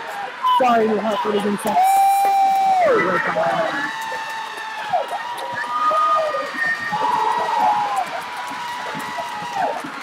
Mexico is really bringing it in. They are going so fast.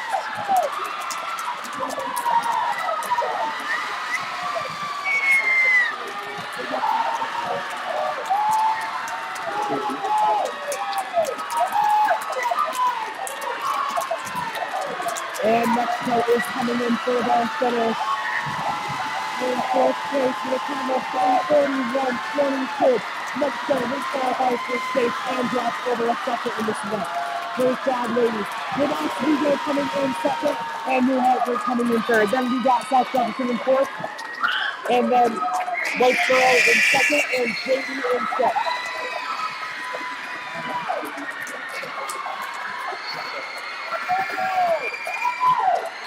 Alrighty, and finally, we have Watertown coming in, and that will conclude our Section 3 Class B Championship meet.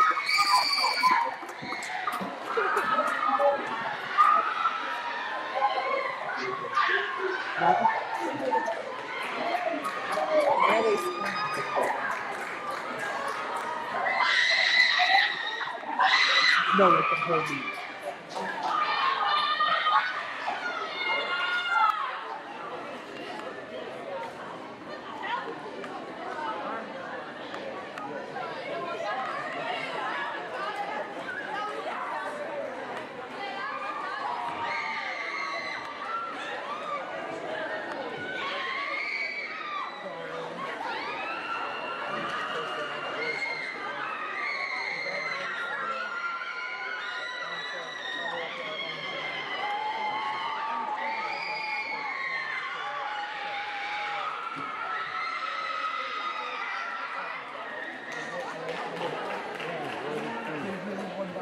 All right, and I'm. Wait.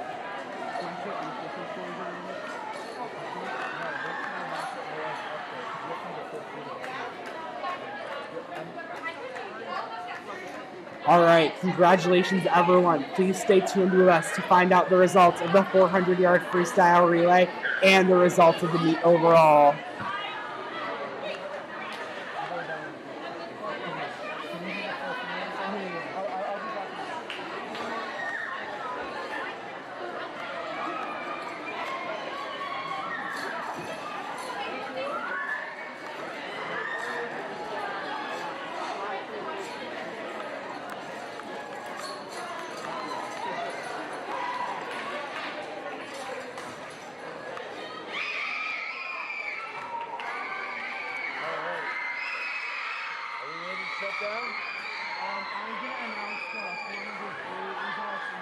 Let's do that, okay?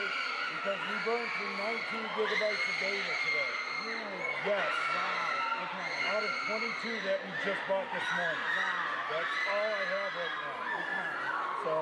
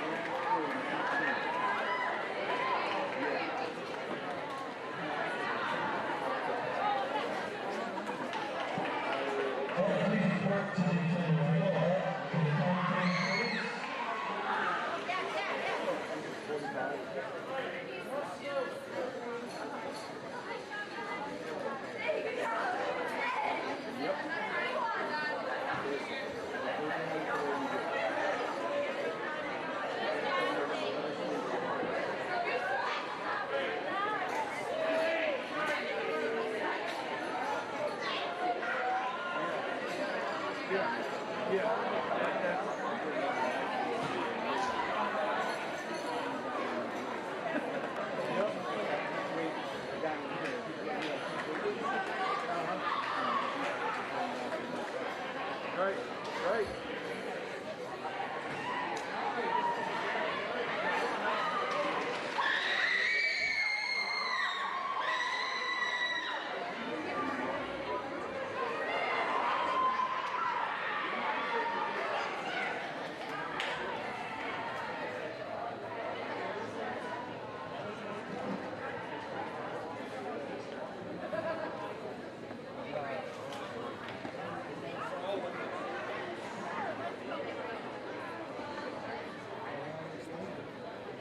Are we going to announce it?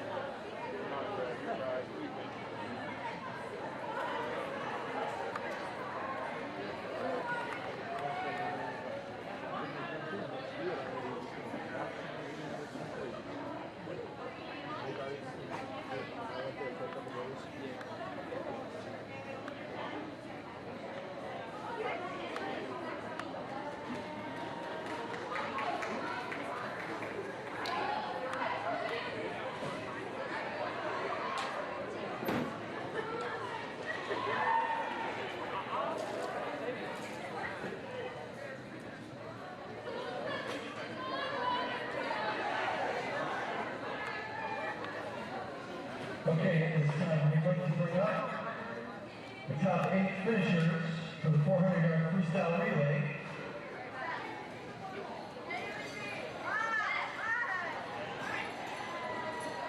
And here are your results for the girls' 400-yard freestyle relay.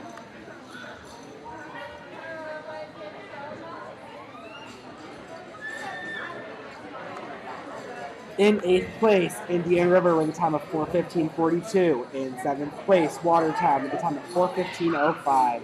In 6th place, Janesville DeWitt with a time of 3:57:96. In 5th place, Whitesboro with a time of 3:56.69. In 4th place, South Jefferson with a time of 3:56.40. Swimming a time of 3:52.31 is New Hartford in 3rd place. In 2nd place with a time of 3:51.78, Oswego. And winning this event is Mexico with a time of 3:41.22. Nice job, ladies.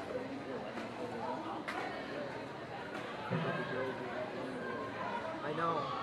Do it, right? That really helps.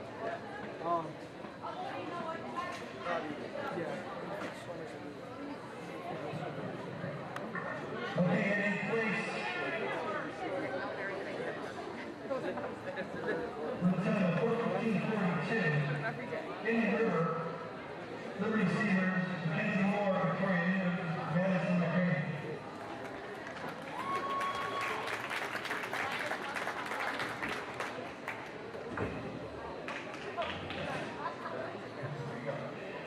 Third place, with the 1405, Watertown. Lillian Johnson, Lillian Kimball, Olivia Earth. 6th place in the 357.96. James Goldwick, Lucy Network.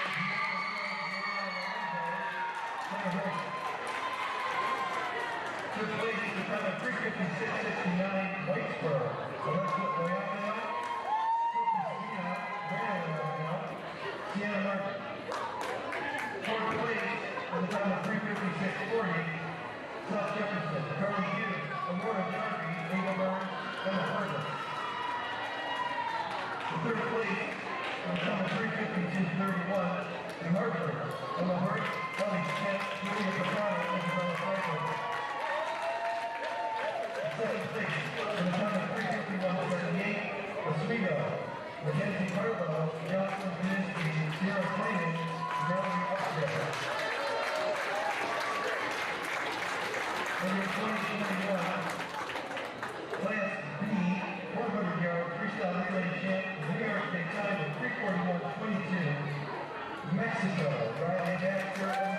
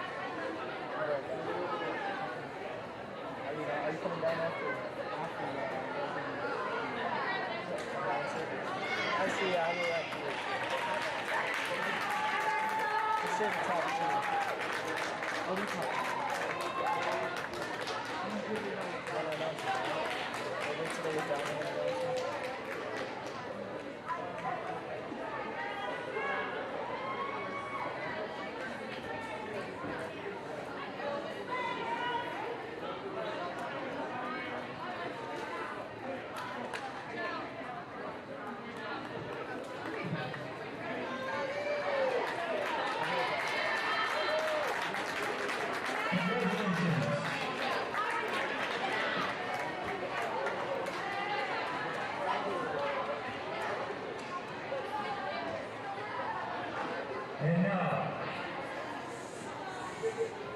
for the swimmer of the week.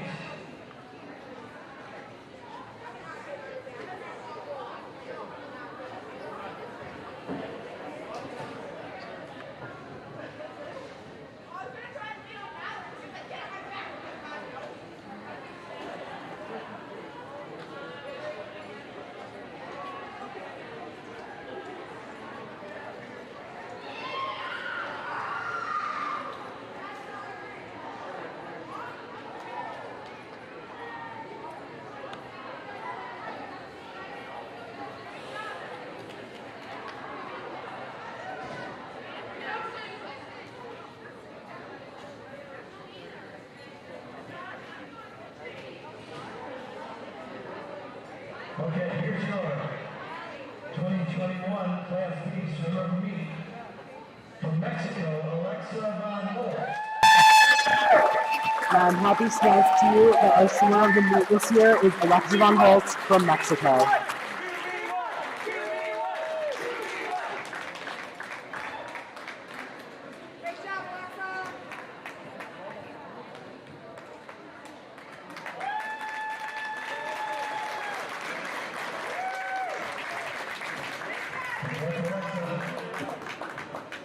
And now for your 2021 Coach of the Year, also from Mexico.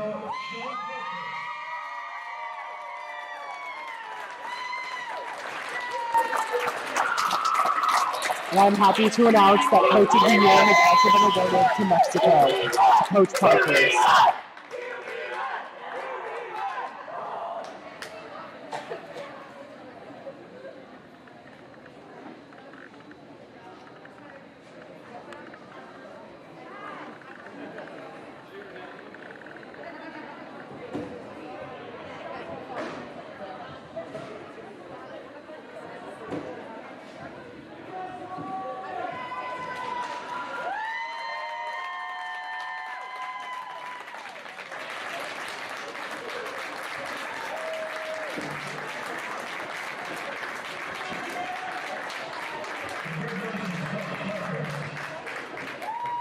And now, here are the final overall results.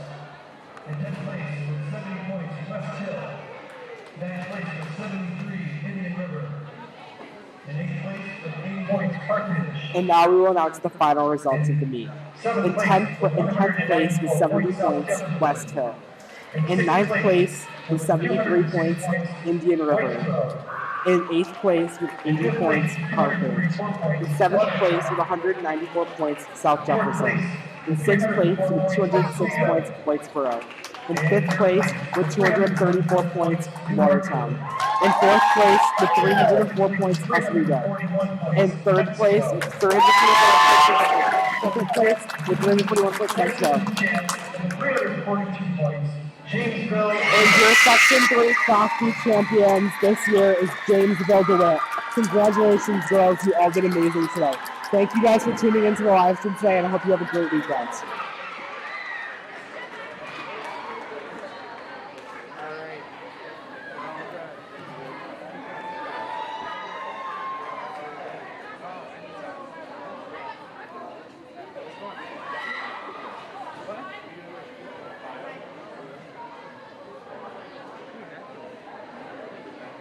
My mom called me on the phone.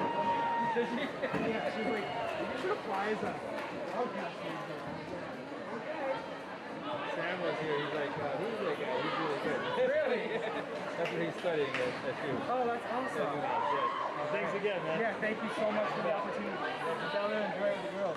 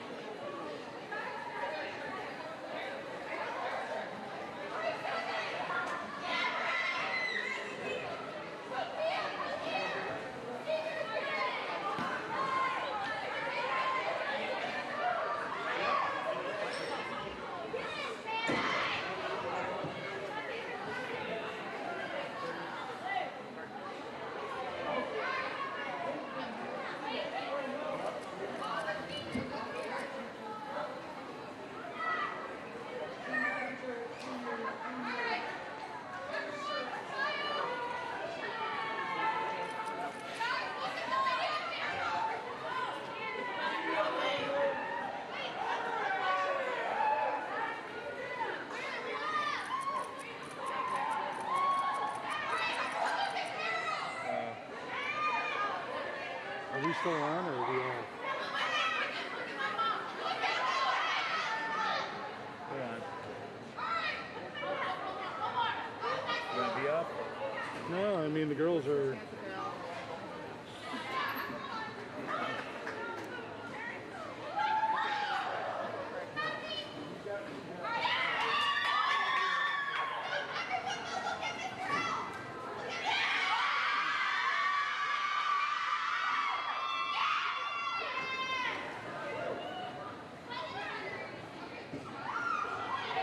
Alright, I think we're good.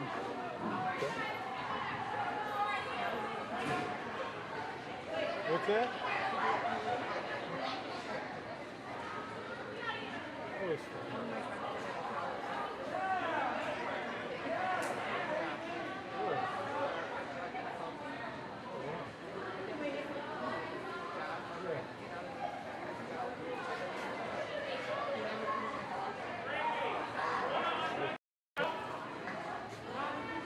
You need a hand putting any of this in? Big enough hand, man. Just being here is really nice. Appreciate it. Hopefully it wasn't that bad. I think people enjoyed it. There were a lot of people on. Yeah. So, Well, what did it finally get up to? well, I was just looking at the chat number, and there was over 100 and something in the chat. So there were a lot of people watching. Alright, good. I don't know how to look it up. Years ago, so proud of you.